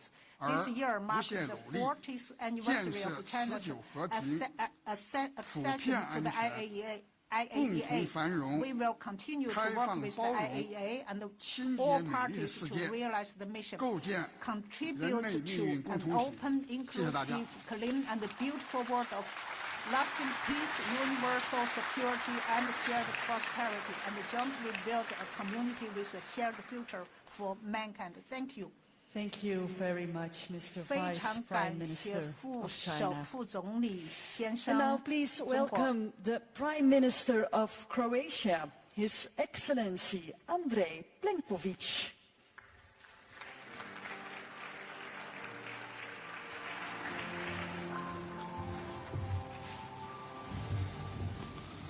Thank you very much, dear Alexander. In 2022, nuclear energy represented 21.8% of the EU's electricity production. This shows the importance of this technology for the energy transition in the European Union. Moreover, in light of recent geopolitical developments, particularly Russia's aggression against Ukraine, it is crucial that this technology is recognized and supported as a key element, helping to secure the European Union's energy independence alongside with energy coming from renewable resources. In order to achieve our goals by 2050 and strengthen our global competitiveness, we need to set a clear and predictable framework for the research and development and financing of nuclear technology. This is important not just for our citizens and businesses, but also for potential investors and the scientific community who are working tirelessly on different types of projects based on nuclear technology. In this regard, I would like to highlight a major change has been brought about by the recognition of nuclear energy as an environmentally sustainable, because the taxonomy adopted in the EU legal framework paves the way for private investments in this strategic technology for the implementation of the European Green Plan. Thanks to our efforts, the next step should be to open the discussions on the possibility of financing new nuclear projects through the EIB and other relevant financial institutions. My country, Croatia, does not have a nuclear power plant on its national territory, but we are equal co-owners with Slovenia of the Krško nuclear power plant located on Slovenian territory. This is the reason why international statistics sometimes incorrectly present the share of nuclear energy in the Croatian energy mix, which is not zero, since it represents 20% of our electricity production, which is not imported from Slovenia but actually repatriated to Croatia. Over the years, we have invested more than 350 million euros in strengthening nuclear security, an essential prerequisite for extending its lifespan. We have thus guaranteed that this plant will remain operational until 2043. Furthermore, regarding the nuclear energy for the future beyond 2050, we are very much interested in the development of small modular reactors. This is why we welcome the initiative to launch the European Industrial Alliance on Small Modular Reactors. It is important for this technology becomes commercial and is led by the European industry. When it comes to the strategic development of nuclear energy, we must not forget about fusion, clean nuclear energy without radioactive releases. It is the future of nuclear energy for the second half of the century. Great progress has already been made with ITER, International Thermonuclear Experimental Reactor, being an excellent example of successful international cooperation. We are strongly involved in the EU's nuclear fusion program. On the one hand, we have an industry that is very actively involved in the construction of ITER, and on the other hand, with our Spanish friends, we are actively working on the DONES project, which is an important segment of the nuclear fusion program. I am convinced that the nuclear fusion will ensure the continuity of nuclear energy beyond 2050 and become an important segment in a world where CO2 emissions have, I hope, been significantly reduced. To achieve this, it is necessary to work even more intensively on the implementation of ITER, DONES, and ultimately the construction of the nuclear fusion power plant demo. The EU is able and must provide all the necessary support for the future development of nuclear fusion, in particular by adopting a European strategy for nuclear fusion as a first step towards the accelerated development of nuclear fusion. This will create synergies and ensure that the EU becomes an important link in the future global nuclear fusion industry. If all member states decide to work together, the European Union will be able to mobilize the scientific, technical and financial capital necessary to tackle the biggest challenges in the nuclear sector and pave the way for clean nuclear power whose resources are virtually unlimited without radioactive waste. Thank you very much.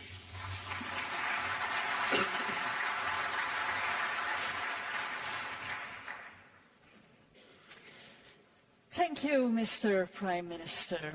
And now may I ask a warm welcome to the Prime Minister of the Czech Republic, His Excellency Petr Fiala.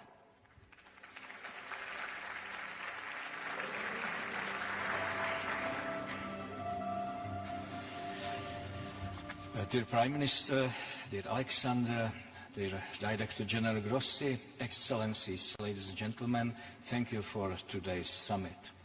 The time is limited, so I will give you only 3 short perspectives of the importance of nuclear energy, global, European and Czech. For more than 2 years, we are facing the Russian war of aggression against Ukraine and energy blackmail of many other countries. This is combined with geopolitical issues in other parts of the world. It is important to end our dependency on fossil and nuclear fuels from aggressive and unreliable countries. We should work to achieve energy security by cooperating among reliable partners. Together we need to work on ensuring sustainable, affordable and secure energy. Nuclear energy, together with renewable energy, is and will be the essential part of our energy mix. At the European level, we have initiated the Nuclear Energy Alliance. It now includes more than half of EU member states. Nuclear alliance countries and our industries are leaders of the nuclear renaissance in Europe. Together we stand for respecting nuclear energy as low-carbon source in key EU legislation. This will help us reach our climate goals. We must include this nuclear strategy into the policy program of the next European Commission. We cannot waste any more time. Finally, from the Czech perspective, nuclear is a cost-effective way to decarbonization. It brings grid stability and security of supply.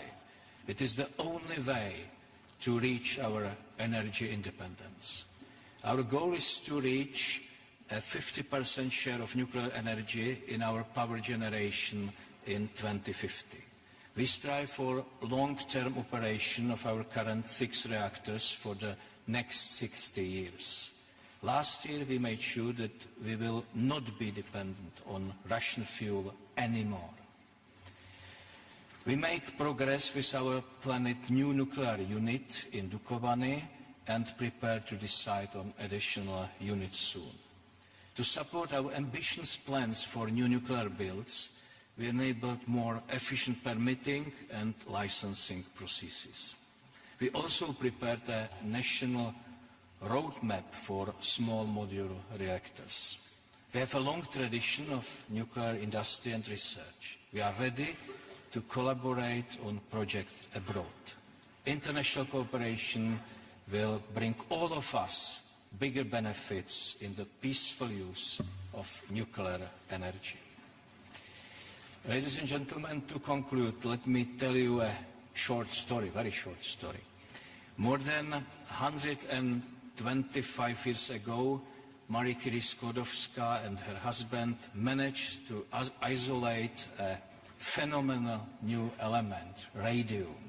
It is connected with a small Czech town called Jáchymov. Radium could light in the darkness. In the hands of a doctor, it could cure serious diseases.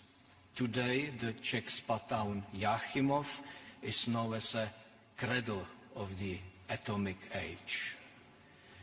Dear friends, nuclear technology can significantly improve our lives in many areas, from public health to sustainable energy. The momentum for nuclear energy is now. Let's not miss it. Thank you.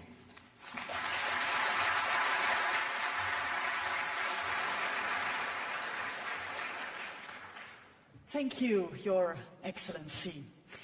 And now I would like to give the floor to the Prime Minister of Finland, His Excellency Petteri Orpo.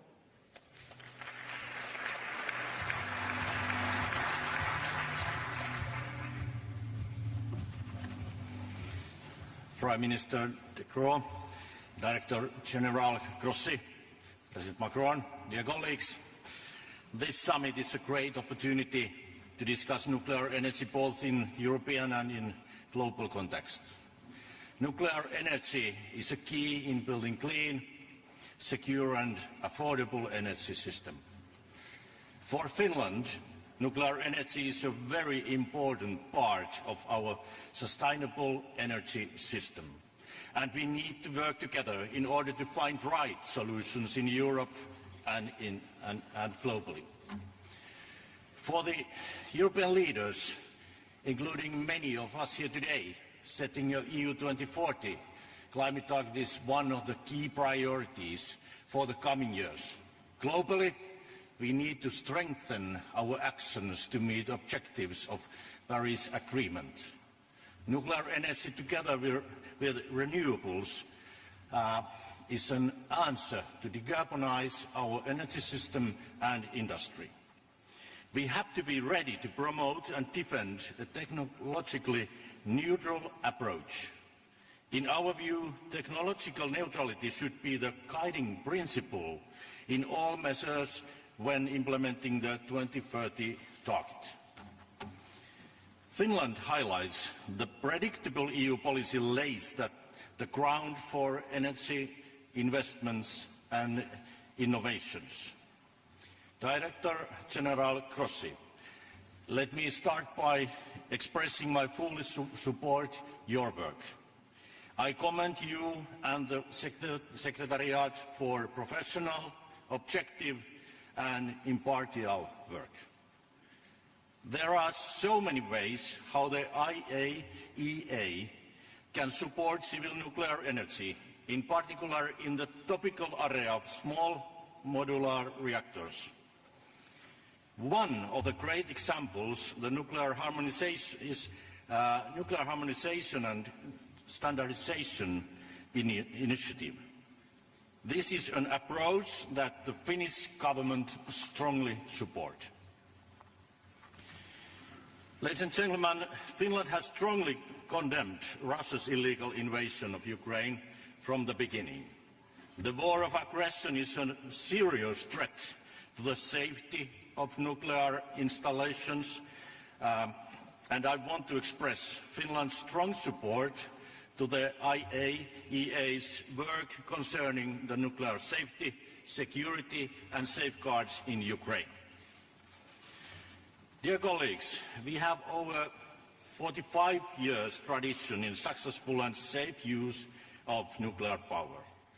With Olkiluoto 3, Europe's largest power plant, and renewable solutions, we have been able to secure affordable electricity to our citizens. And in the future, we might use nuclear energy for district heating and hydrogen production as well. We are also approaching the start of deep geological disposal of used nuclear fuel as the first country in the world. Finland calls for deeper international collaboration to ensure safe and secure usage of nuclear energy and for enabling development of new kinds of nuclear solutions. Thank you so much.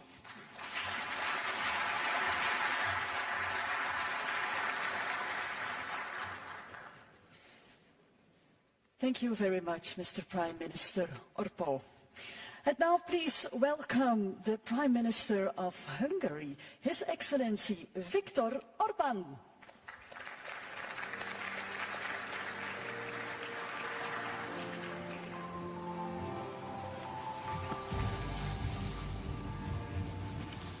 Presidents, Prime Ministers, Excellencies, dear colleagues, the challenges we have been faced with recently have further raised the significance of safe and secure supply of energy.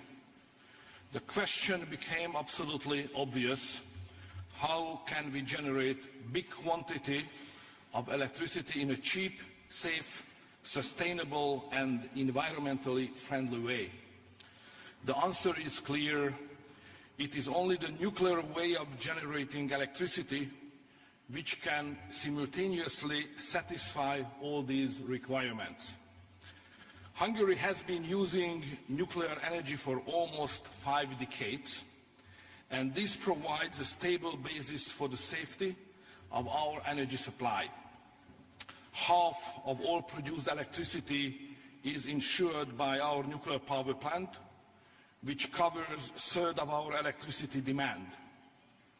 Based on this experience, we decided not only to maintain our already existing capacities, but to invest more into nuclear and to increase its share to 70% when it comes to national electric supply. According to the current state of play, a new capacity of 2,400 megawatt will be connected to the grid during the beginning of the next decade.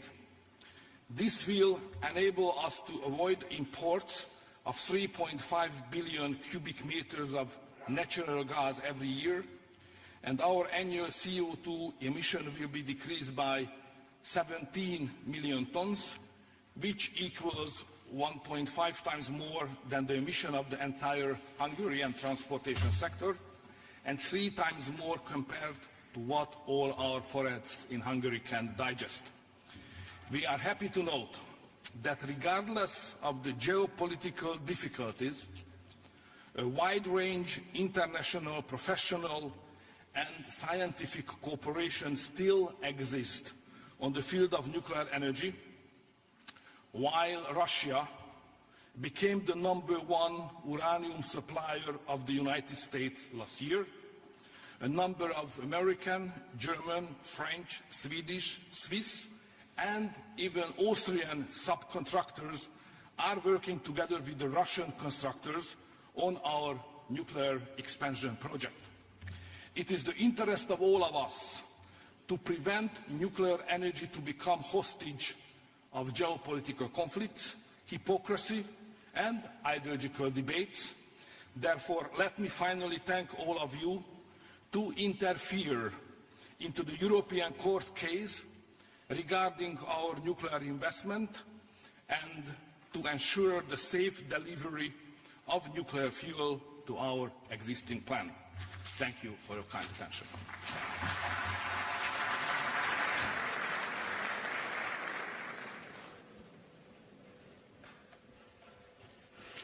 Thank you, Your Excellency. And for the next national statement, I'm very honored to give the floor to the Prime Minister of the Netherlands. Please welcome Mr. Mark Rutte.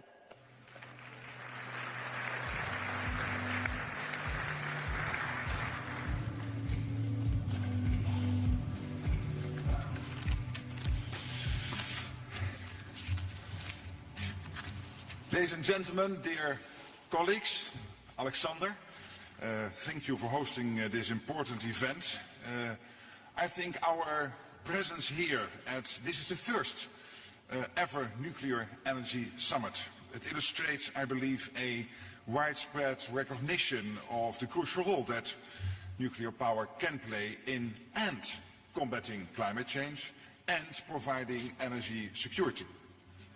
For a long time, many of us had reservations, a key reason being the 1986 Chernobyl disaster, which people of my generation still remember vividly. But times have changed. Safety technology has evolved. And, of course, our views on the urgency of a fossil-free future have changed dramatically in recent decades. I believe there can be no doubt now that the war in Ukraine and its impact on the energy sector has acted as an accelerator. Never before has the vulnerability of our energy system been felt so directly. Never before has the need for a reliable and affordable fossil-free energy supply been so clear. And never before has it been so obvious that the energy transition cannot rest on solar and wind power alone. It is true that for the transition to succeed, we need every carbon-free energy source we can get. But we also need a source that's available come rain or shine. And that is nuclear energy. At COP28 we reached collectively a new milestone. In Dubai, more than 20 countries signed a declaration to triple nuclear energy capacity by 2050. The Netherlands is one of the signatories. Because we realize that we can't reach net zero anytime soon without investing heavily in nuclear energy. So that's exactly what we are doing. We are investing in the existing nuclear power plant in Borselen in order to keep it open longer. The mayor of that town will address this summit later today. And we are now preparing to build 2 new large-scale facilities in the years ahead. Yes, of course, we need to keep innovating to make nuclear energy ever safer and also more efficient. That goes without saying. And with that in mind, today I want to applaud the efforts of you, Mr. Grossi, and everyone at the International Atomic Energy Agency. The agency's role as a knowledge provider and also a watchdog. These 2 roles, it is crucial. Not only for individual countries, but also for the international community. You help foster the kind of global cooperation that we need to move forward. So let's keep working together for a safe and stable energy future that serves both people and planet. Thank you.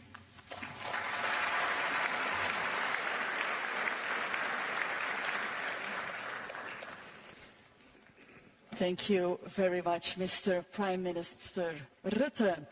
And we now invite the members and observers of the Nuclear Alliance on the stage for a family picture.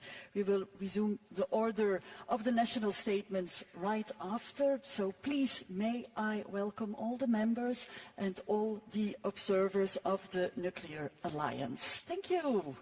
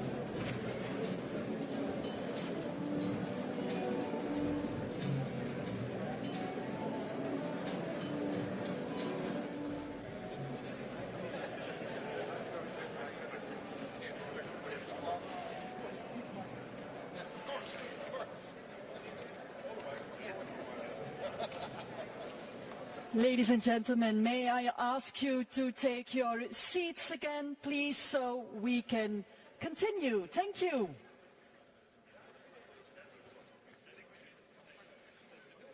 I'm sure it's going to be a beautiful family picture. Good. For the next national statement, I'm honored to give the floor to the Prime Minister of Poland, His Excellency Donald Tusk.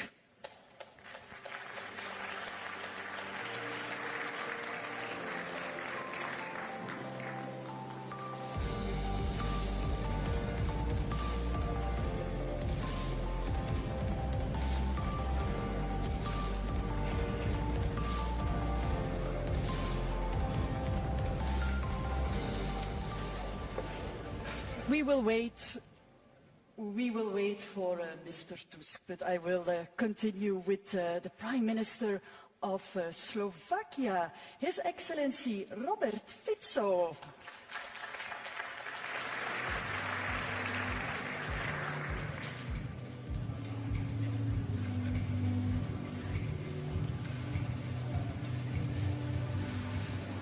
Thank you very much, ladies and gentlemen.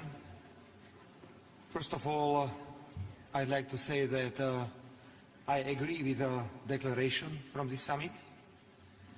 Secondly, I really see this summit as a good example that the European Union is able to change its views. It was in 2007 when I was first time the Prime Minister in Slovakia, and we decided to finish 2 blocks of nuclear power plant in Mochovce. And my government was heavily criticized by the European Commission and by the European Union. So I hope that this summit is a good example that the European Union and its organs are able to change views not only in the field of nuclear energy but also in other fields. Ladies and gentlemen, atomic energy, nuclear energy plays decisive role in Slovakia, and Slovakia can be compared with France. Sometimes I can say that Slovakia is a small France when I compare how we use atomic energy in my country.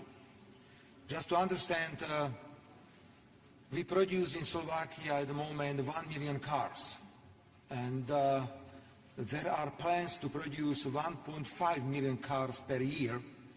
So we understand that if we want to face all these challenges connected with electromobility, we have to discuss the question how to guarantee a supply of energy.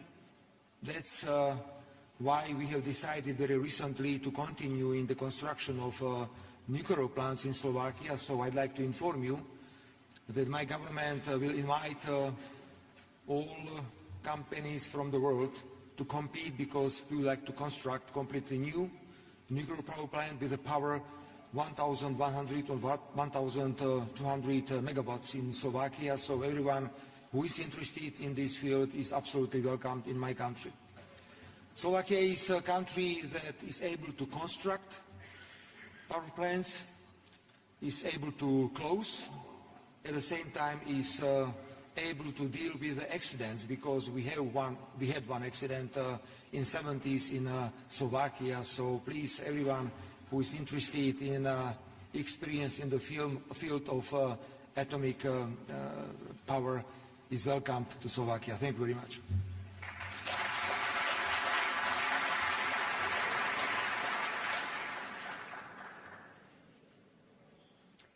Thank you, Mr. Prime Minister. And now may I ask a warm welcome to the Prime Minister of Slovenia, His Excellency Robert Golob.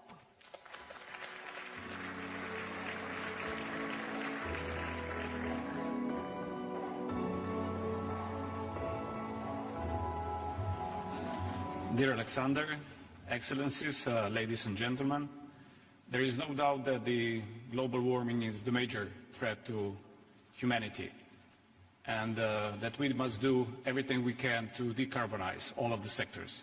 But the energy comes first. In that regard, my country plans to decarbonize the power sector as soon as by 2040.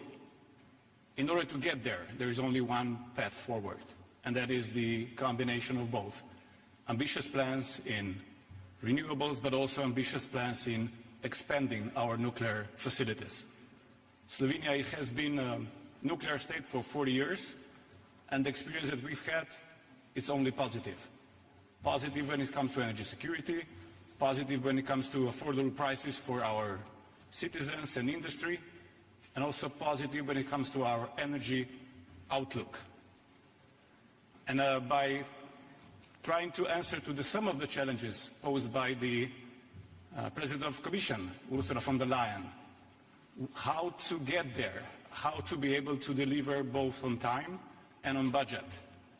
I say that there are 5 areas that we need to address. We as politicians, we shall first set the nuclear safety at the first spot. There should be no trade-offs, no compromises when it comes to nuclear safety. Only by being able to operate the facilities in a totally safe way, we can ensure the public support. That is the second one. So the public support for the new facilities is crucial. Just to share an information with you, we are, of course, doing the polls for Slovenia, and the public support for nuclear has never been higher than now in Slovenia. It's above 65% of the population. And that's so important to understand. The third area is, of course, the cost of financing. The nuclear energy facilities, the new ones, shall have access to the multilateral banks and the financial institutions at the most favorable rates. That is important because there are examples where the cost of financing can be as much as 50% of total costs. The fourth one is the supply chain, especially in the view of the global instability because of all the wars, crises all around the world. The global supply chain shall be strengthened. It is not such at the moment. We need to address this issue in order to be able for the nuclear industry to deliver on time and on budget. And fifth, we need to ensure that the people, the personnel is there. Most of the facilities in the world are 40 and more years old, meaning that most of the most experienced workforce has been retired. We need to ensure and invest in the new skilled workforce as soon as possible. And that is also one challenge that we politicians shall not overlook. I definitely agreed with the saying that the future is nuclear as well. And I totally commend Belgium for hosting this conference now because we are lagging behind. We need to act immediately if we want the nuclear to really fulfill its role in our future. Thank you.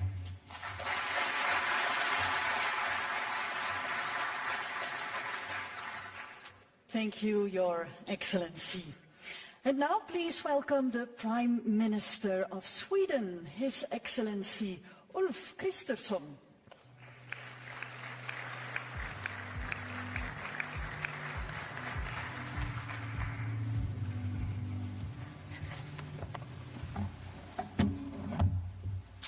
Dear Alexander, ladies and gentlemen, let me first really thank you, Prime Minister De Croo, for organizing this very first Energy Summit, and the same thanks to Director General Grossi. Thank you so much.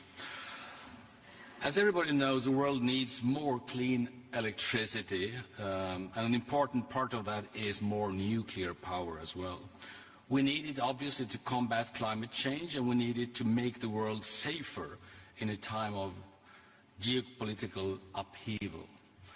At COP28, more than 20 countries, Sweden included, launched the Declaration of Triple Nuclear Energy.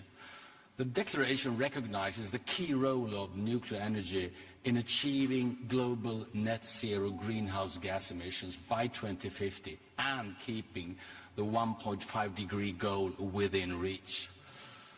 On the topic of COP28, I will also underline Sweden's support of IAEA's landmark statement that net zero needs nuclear power. Sweden already has an almost fossil-free electricity and heating system, thanks to a large share of nuclear power, traditional hydro and other renewables. But to meet our climate targets by 2045, we need to electrify transportation and industry, which could double the electricity demand in only 2 decades. Less than 10 years ago, Sweden was decommissioning nuclear reactors. Those days are over. My government has reversed that policy and is now planning a significant expansion instead. The government has launched several initiatives to enable the rapid expansion of new nuclear power in Sweden, with the goal of at least 2,500 megawatts installed capacity by 2035. At the same time, we maintain a high level of nuclear safety. We are doing so to improve our electricity system, but it will also improve the electricity supply in neighboring countries to Sweden. One of the main barriers to the expansion of new nuclear energy is securing funding. It is therefore necessary for governments to share the financial risks, to strengthen the conditions and provide additional incentives. Other stakeholders, including international financial institutions and multinational development banks, must affirm the place of nuclear power in our fossil-free future. In January, 14 Swedish industrial leaders wrote an op-ed stating that they are ready to assist if they get clear answers from policy makers. That is something all of us must consider going forward, because without energy policies, you have nothing like climate policies. We need to continue strengthening international collaboration to harness the full potential of civil nuclear energy and triple nuclear energy globally, while ensuring the safe, secure and exclusively peaceful use of nuclear technologies. The IAEA plays a vital role in all these aspects. I am looking forward to working closely with you all to achieve our common goals. Thank you so much. Thanks.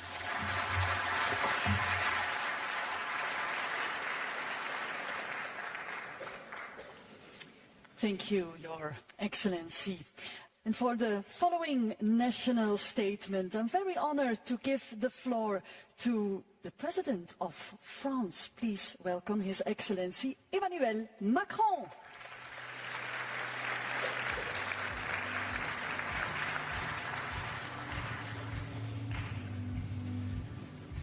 Thank you very much, President, Prime Ministers, dear Alexander, dear Raphael. Thank you.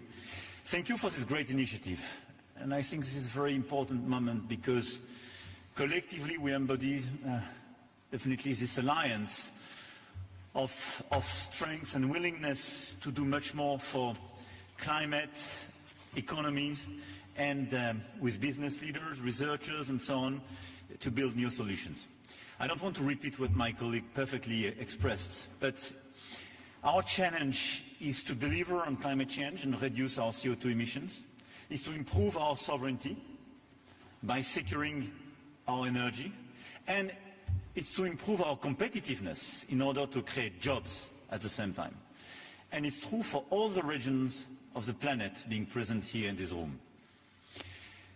If you want to reconcile these three objectives, you need the relevant and consistent energy approach.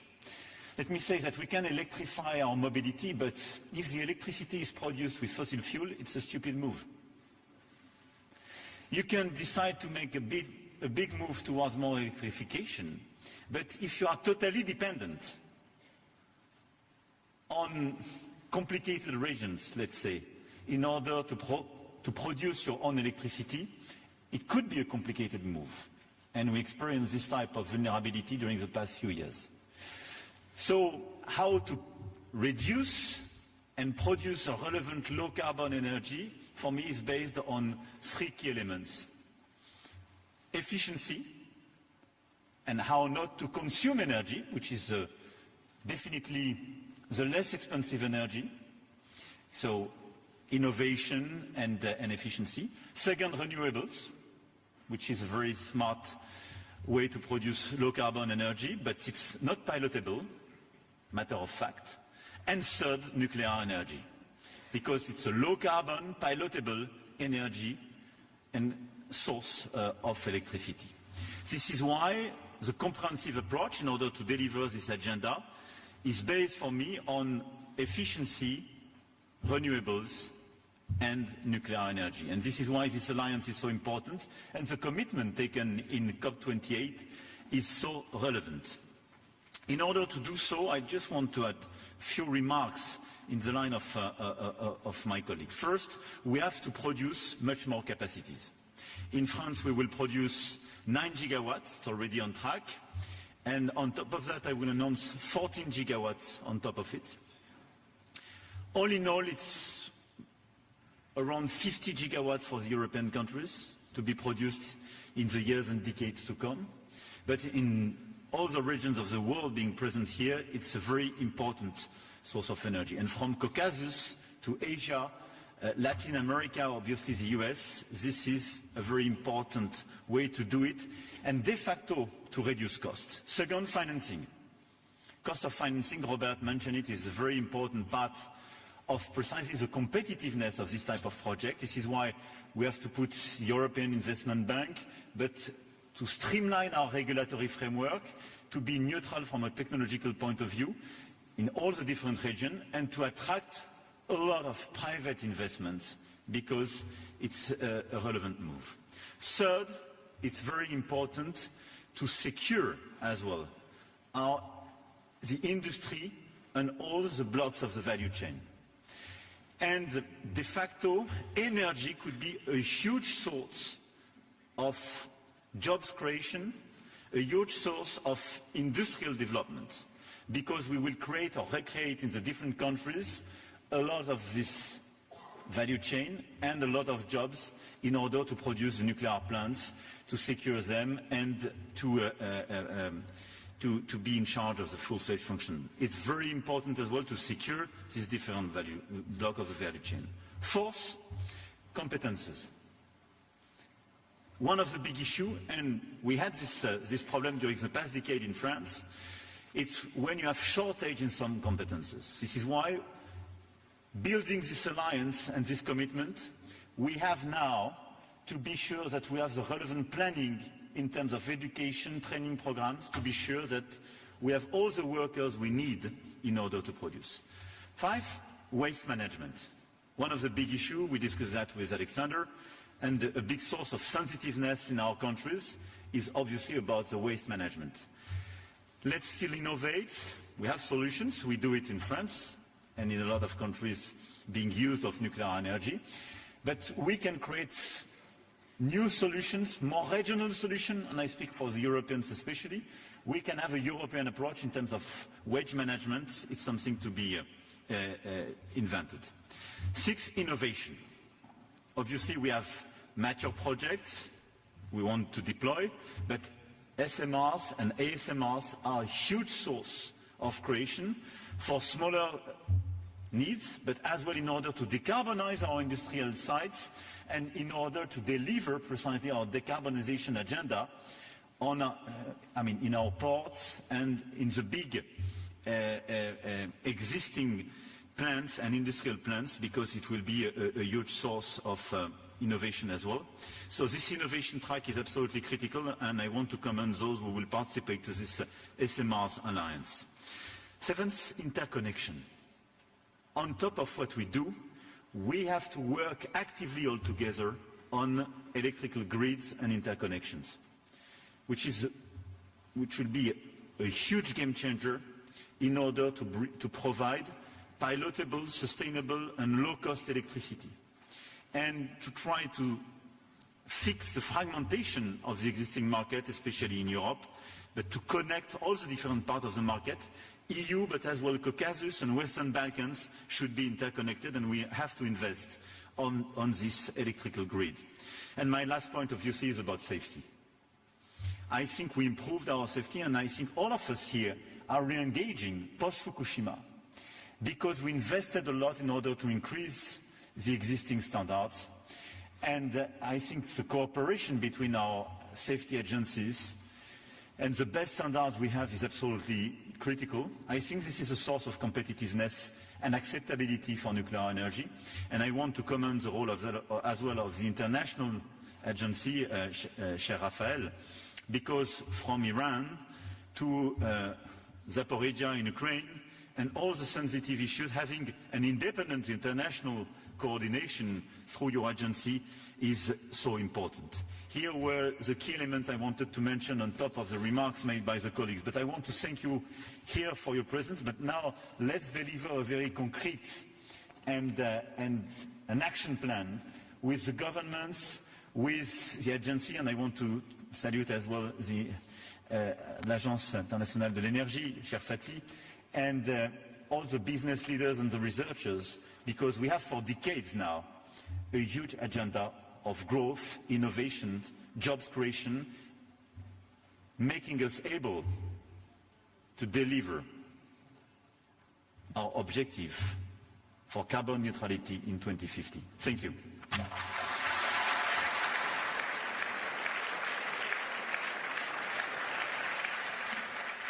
Thank you very much, President Macron. And now please welcome the Minister of Foreign Affairs of Azerbaijan, His Excellency Ceyhun Bayramov.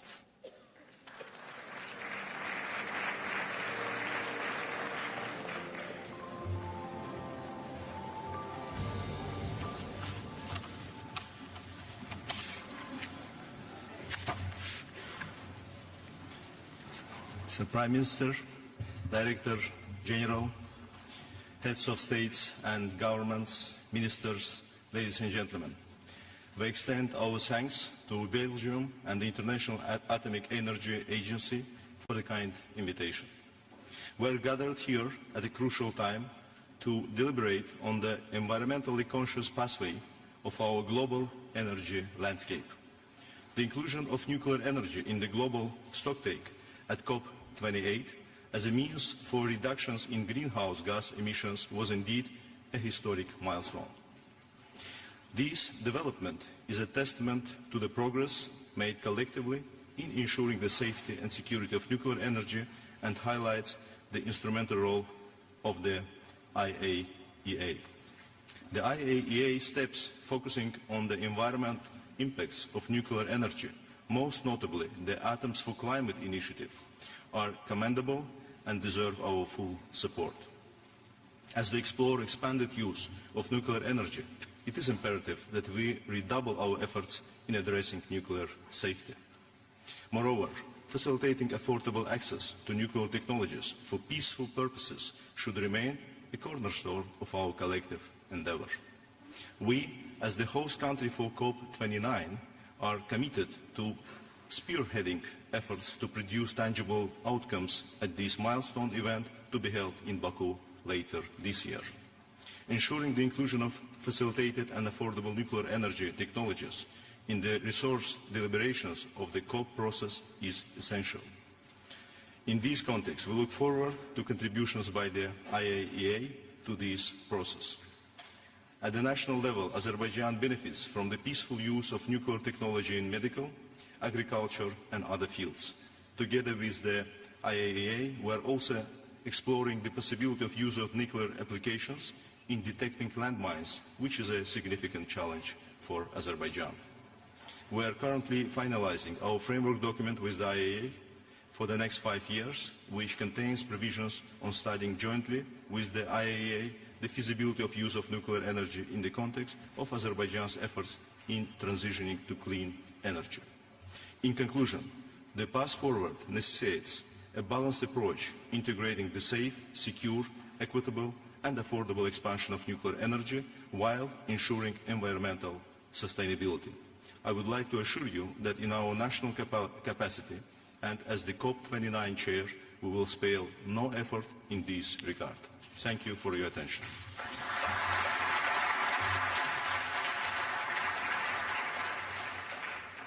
Thank you very much, Your Excellency.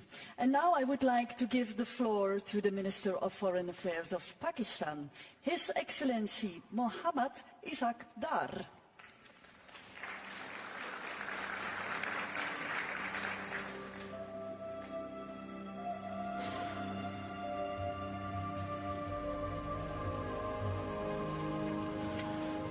Honorable Host, Prime Minister De Croo, Excellency Director General IAEA, Dr. Grossi, Excellencies Presidents, Prime Ministers, Deputy Prime Ministers, Ministers, and Honorable Delegates, ladies and gentlemen, very good afternoon. I thank the Government of Belgium and IAEA for organizing this first ever nuclear energy summit. This summit is taking place in times of rising energy demands and associated supply side challenges triggered by wars, contestations, and climate change concerns. Energy security stands high on global priorities for both developing and developed world. We need clean and cost-effective energy. With immense power density, negligible carbon footprints, and the greenhouse emissions, nuclear energy offers a viable solution for the future. We endorse nuclear energy as one of the low-emission technologies in the recent COP28. Ladies and gentlemen, it is gratifying that technology innovations continue to make nuclear energy safer and more cost-effective. We must continue our focus on safety, waste management, and proliferation.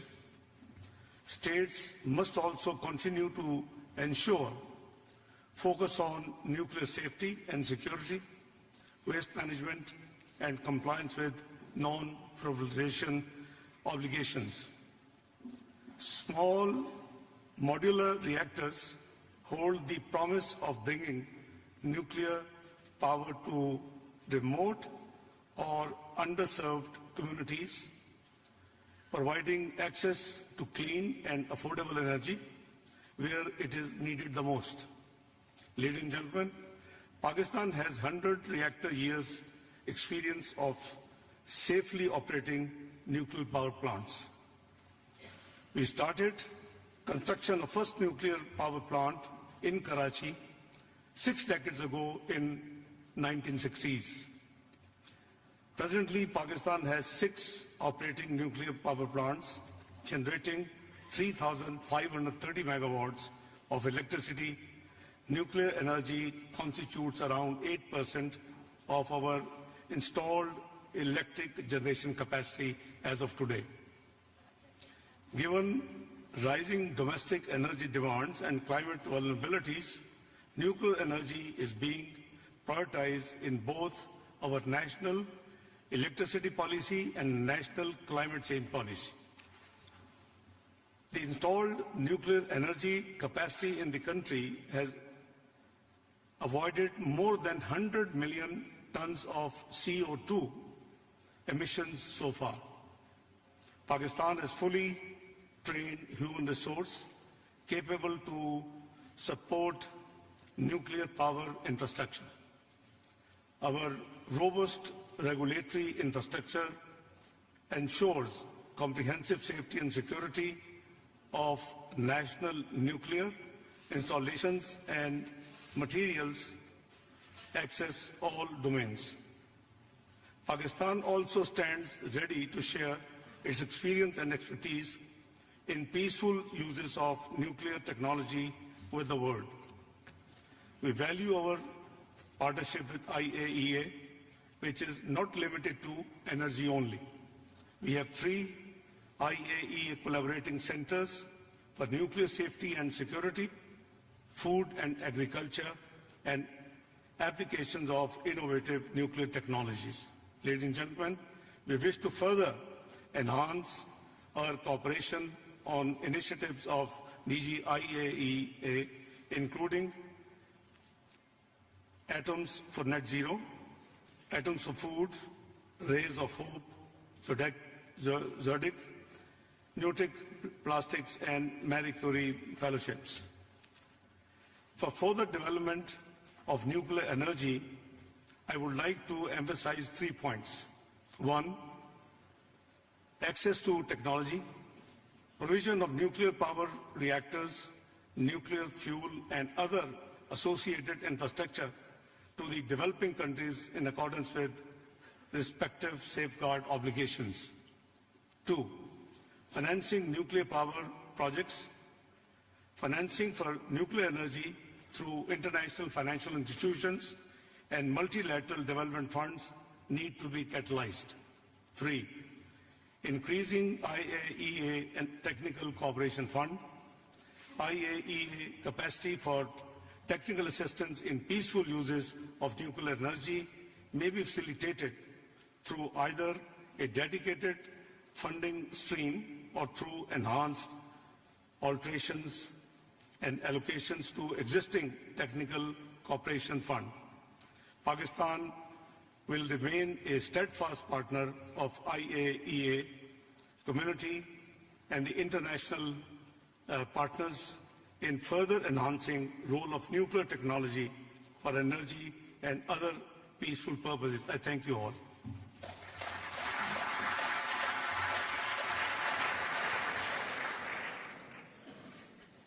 Thank you, Minister Dar. And now please welcome the Minister of Foreign Affairs of Turkey, His Excellency Hakan Fidan.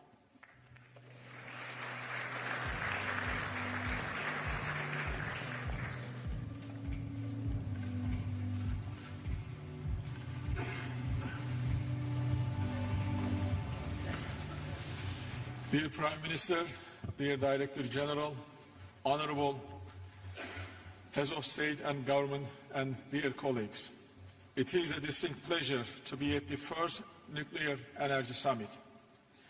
Therefore, we thank Belgium and the IAEA for organizing this timely meeting. The summit constitutes a turning point concerning the future of civil nuclear energy. Here we acknowledge the role of civil nuclear energy in energy security and the fight against climate change. Turkey has already been implementing a solid energy route and source diversification strategy with an ambitious clean energy transition agenda. As a fast-growing industrial economy, we had to introduce new energy supply programs. Therefore, we stepped into the civil nuclear arena. The Akkuyu nuclear power plant is our flagship project. Once fully operational, it will meet 10% of our electricity demand. Our objective is to raise this level by building additional conventional plants as well as small modular reactors. As an embarking country, we have been applying the highest international safety standards in cooperation with the agency. I would also like to highlight the importance of global cooperation for financing of nuclear energy projects. Excellencies, the situation in Zaporizhzhia nuclear power plant is a serious concern for us. Our country and the region had to endure the Chernobyl disaster many years ago. We simply cannot afford another one. Turkey undertakes several initiatives to avert a dreadful episode in Zaporizhzhia. We also support the Director General's efforts in this regard. The use or threat to use of nuclear weapons is not acceptable. Particularly, the rhetoric about nuclear weapons casts shadow on our common pursuit for a secure and energy-wise clean future. The most stressful region in this regard is the Middle East. While the carnage in Gaza goes on, Israeli officials' narrative on nuclear weapons cannot be simply shrugged off as reckless. Turkey therefore reiterates its call for denuclearizing the region to avoid a possible nuclear arms race. We appreciate the IAEA's critical role in this evolving landscape of nuclear safety and security. I thank you all.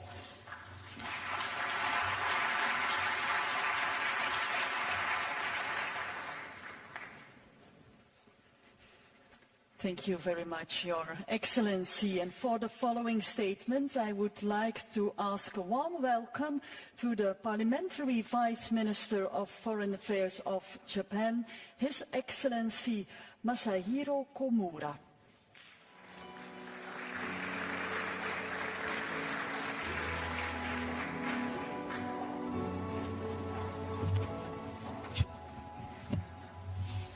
My name is Komura Masahiro, Parliamentary Vice Minister for Foreign Affairs of Japan. Today, on the occasion of the memorable inaugural Nuclear Energy Summit, I am honored to deliver a message on behalf of Prime Minister Kishida Fumio. As affirmed at the G7 Hiroshima Summit, chaired by Japan last year, it is time for all countries to aim to achieve the common goal of net zero through various pathways that are compatible with economic growth and energy security. To achieve this goal, it is essential to introduce clean energy to the greatest extent possible. Nuclear energy is indispensable, along with renewable energy and other measures.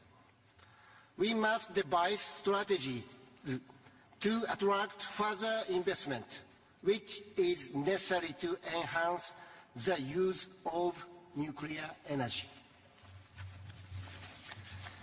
Japan commits to thorough energy conservation and to prioritize renewable energy as its primary power source. At the same time, Japan will continuously reflect upon the lessons from the accident at the Fukushima Daiichi nuclear power station and ensure that the use of nuclear power places safety as its top priority. Excellencies, implementing green transformation, or GX, to enhance energy security, while also advancing decarbonization, is an important concern. Japan will work to push forward the restart of nuclear power plants, extend their operational periods, and foster the development and construction of new generation advanced reactors. Furthermore, Japan will promote research and development through global collaboration and strive to establish a robust supply chain. Nuclear power has potential to contribute to human development, not only in the energy sector, but across various fields, including industry, medicine, and agriculture. The IAEA's role as a promoter of peaceful use of nuclear energy is expanding as never before. Japan has recently decided to contribute a total of 18.5 million euros to initiatives such as Atoms for Food, improving monitoring for maritime states, including Pacific nations, and ensuring nuclear safety in Ukraine. Japan will continue to strengthen its cooperation with the IAEA across a wide range of areas. In partnership with the international community, Japan is committed to extending every effort to ensure the safe and sustainable use of nuclear energy and nuclear non-proliferation. This commitment aims to create an environment that forthcoming generations can cherish and uphold with pride. It is my hope that this summit will make significant progress in that direction. Thank you. Kishida Fumio, Prime Minister of Japan, led out by Komura Masahiro, Parliamentary Vice Minister for Foreign Affairs. Thank you.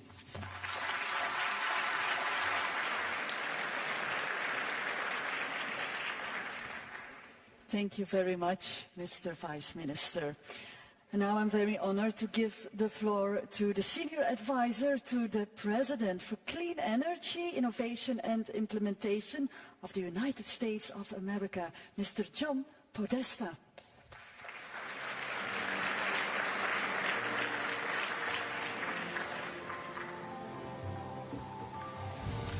Good afternoon, and let me begin by thanking Prime Minister De Croo and Director General Grossi for organizing and hosting today's summit and for driving a strong outcome.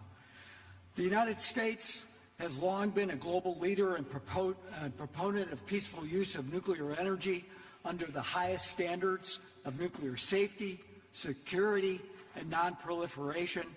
As Director General Grossi noted, since President Eisenhower's Atoms for Peace speech, we have been undergirding that approach to nuclear power. And today we're engaged in a 21st century update to that Atoms for Peace vision. We see nuclear energy as vital to tackling the climate crisis and building a clean, resilient, and reliable energy economy, both in the United States and around the world. It's why the United States co-led a bold pledge with more than 20 countries at COP28 to triple global nuclear energy capacity by 2050. 2024, of course, is a critical year of implementation for that pledge. We estimate that the United States alone would need to build 200 gigawatts of new nuclear capacity to meet our domestic net zero 2050 commitment. We're getting to work. Nuclear fission is already our largest source of clean energy. Construction was recently completed on the AP1000 Vogtle 3 unit, and we're working to complete the Vogtle Unit 4 unit. When fully operational this year, Vogtle will be the largest source of clean, firm power in the United States. U.S. companies with support of the Biden-Harris administration are also building multiple advanced and small modular reactor demonstrations to speed their commercial deployment and make them ready for worldwide deployment by the beginning of the next decade. And fusion energy shows promise for helping us reach net zero by 2050, attracting over $6 billion for 43 fusion companies globally. 25 of those are located in the United States. The U.S. is committed to leading by example. As we demonstrate our success at home, we're shaping our tools to support responsible nuclear power deployment around the world. The U.S. Export-Import Bank announced a suite of financial tools at COP28 to support global deployment of small modular reactors.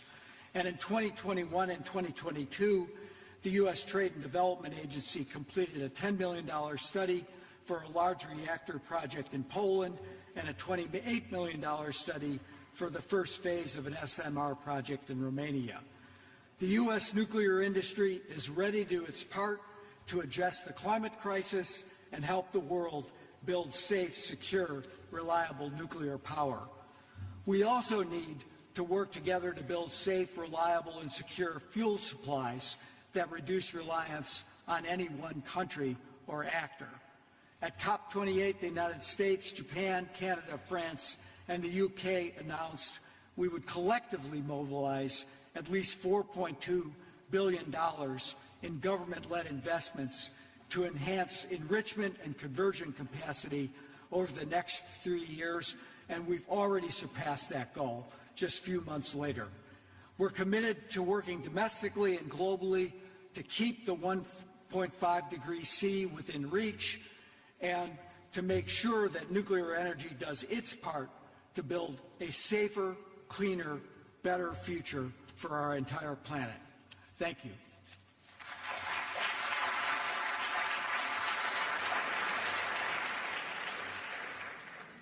Thank you very much, Mr. Podesta.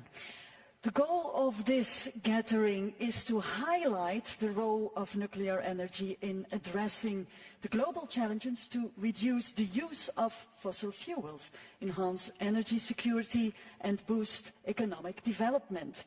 And for a reaction to the declaration and the national statements, please welcome the Executive Director of the International Energy Agency to the stage, Dr. Fatih Birol.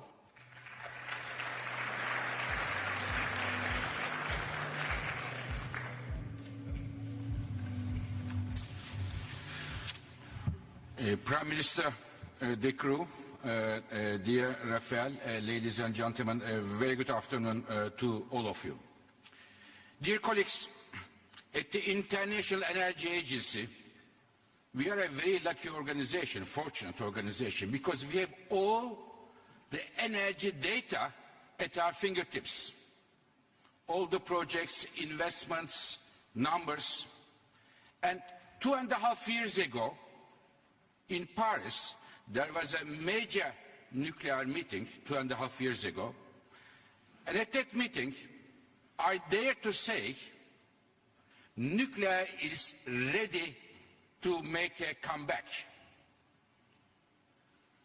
And today, when I look at this data, I can assure you that nuclear is coming back, and coming back strongly. What happened in the last 2.5 years? Why it changed? Think about the colleagues who deal with nuclear issues and the others. What changed? I think 3 things changed. The mood for nuclear, making it more positive. The first one, we talk about climate change here a lot, and I will come in a moment, but in my view, the main driver for pushing the nuclear at the forefront was the energy security.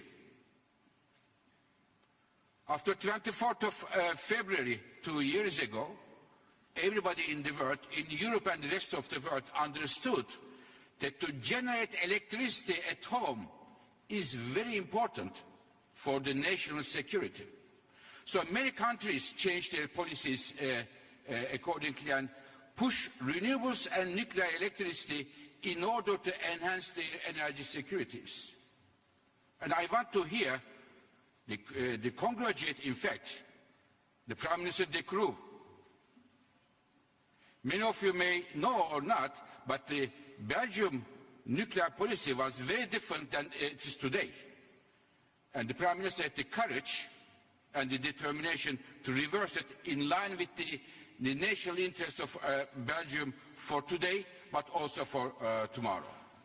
So the first driver was the energy security of nuclear making a comeback. Second one is, many colleagues mentioned climate change. If we want to reach net zero without having any nuclear, it is impossible. It plays a crucial role. And the third and last point, dear colleagues, in today's economy, if you want to compete, you need stable electricity prices. So the third one is the competitiveness gave a boost to nuclear power. And ladies and gentlemen, it is looking very good for nuclear, but a success is not taken for granted. There is a job for government and job for industry. For governments, please, please, please value the job that nuclear industry, nuclear electricity generation is providing, zero emission and 24/7 electricity to your economies. Through different ways, because nuclear projects are not easy projects. They took a long time. You built a solar or wind plant, 2-3 years of time. Nuclear takes a long time. There are many construction risks. They require huge capital, the upfront capital. So there is a role for governments to play here. The job also for industry. Now, we have many, our colleagues said, the moderator, 300 representatives of the nuclear industry. To be very frank, dear representatives of the nuclear industry, in the recent years, the track record of the nuclear industry is not very bright. And I think nuclear industry needs to, now, as Madame von der Leyen said, the President, more disciplined and try to deliver on time and on budget. This is extremely important. Dear colleagues, last 2 points. Another challenge coming for the new nuclear builds around the world, which is competitiveness with the changing the dynamics of natural gas markets. The IEA, our analysis show that starting from 2025, huge amount of new LNG coming to markets, United States, Qatar and elsewhere. This will put a downward pressure on the natural gas prices.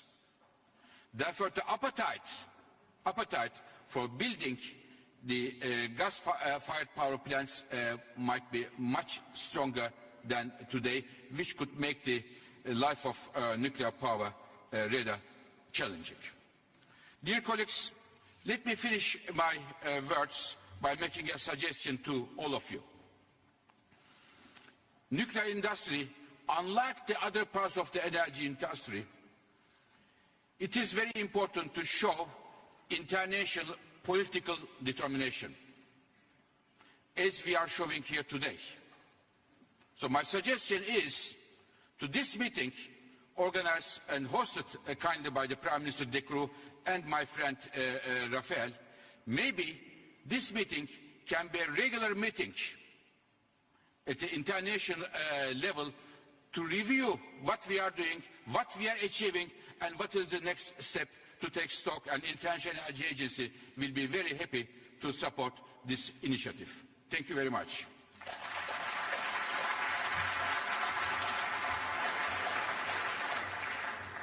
Thank you, Dr. Birol. And as announced by the International Atomic Energy Agency's Director General, Mr. Grossi, in his opening remarks, the declaration has been adopted. So, once again, thank you and yes.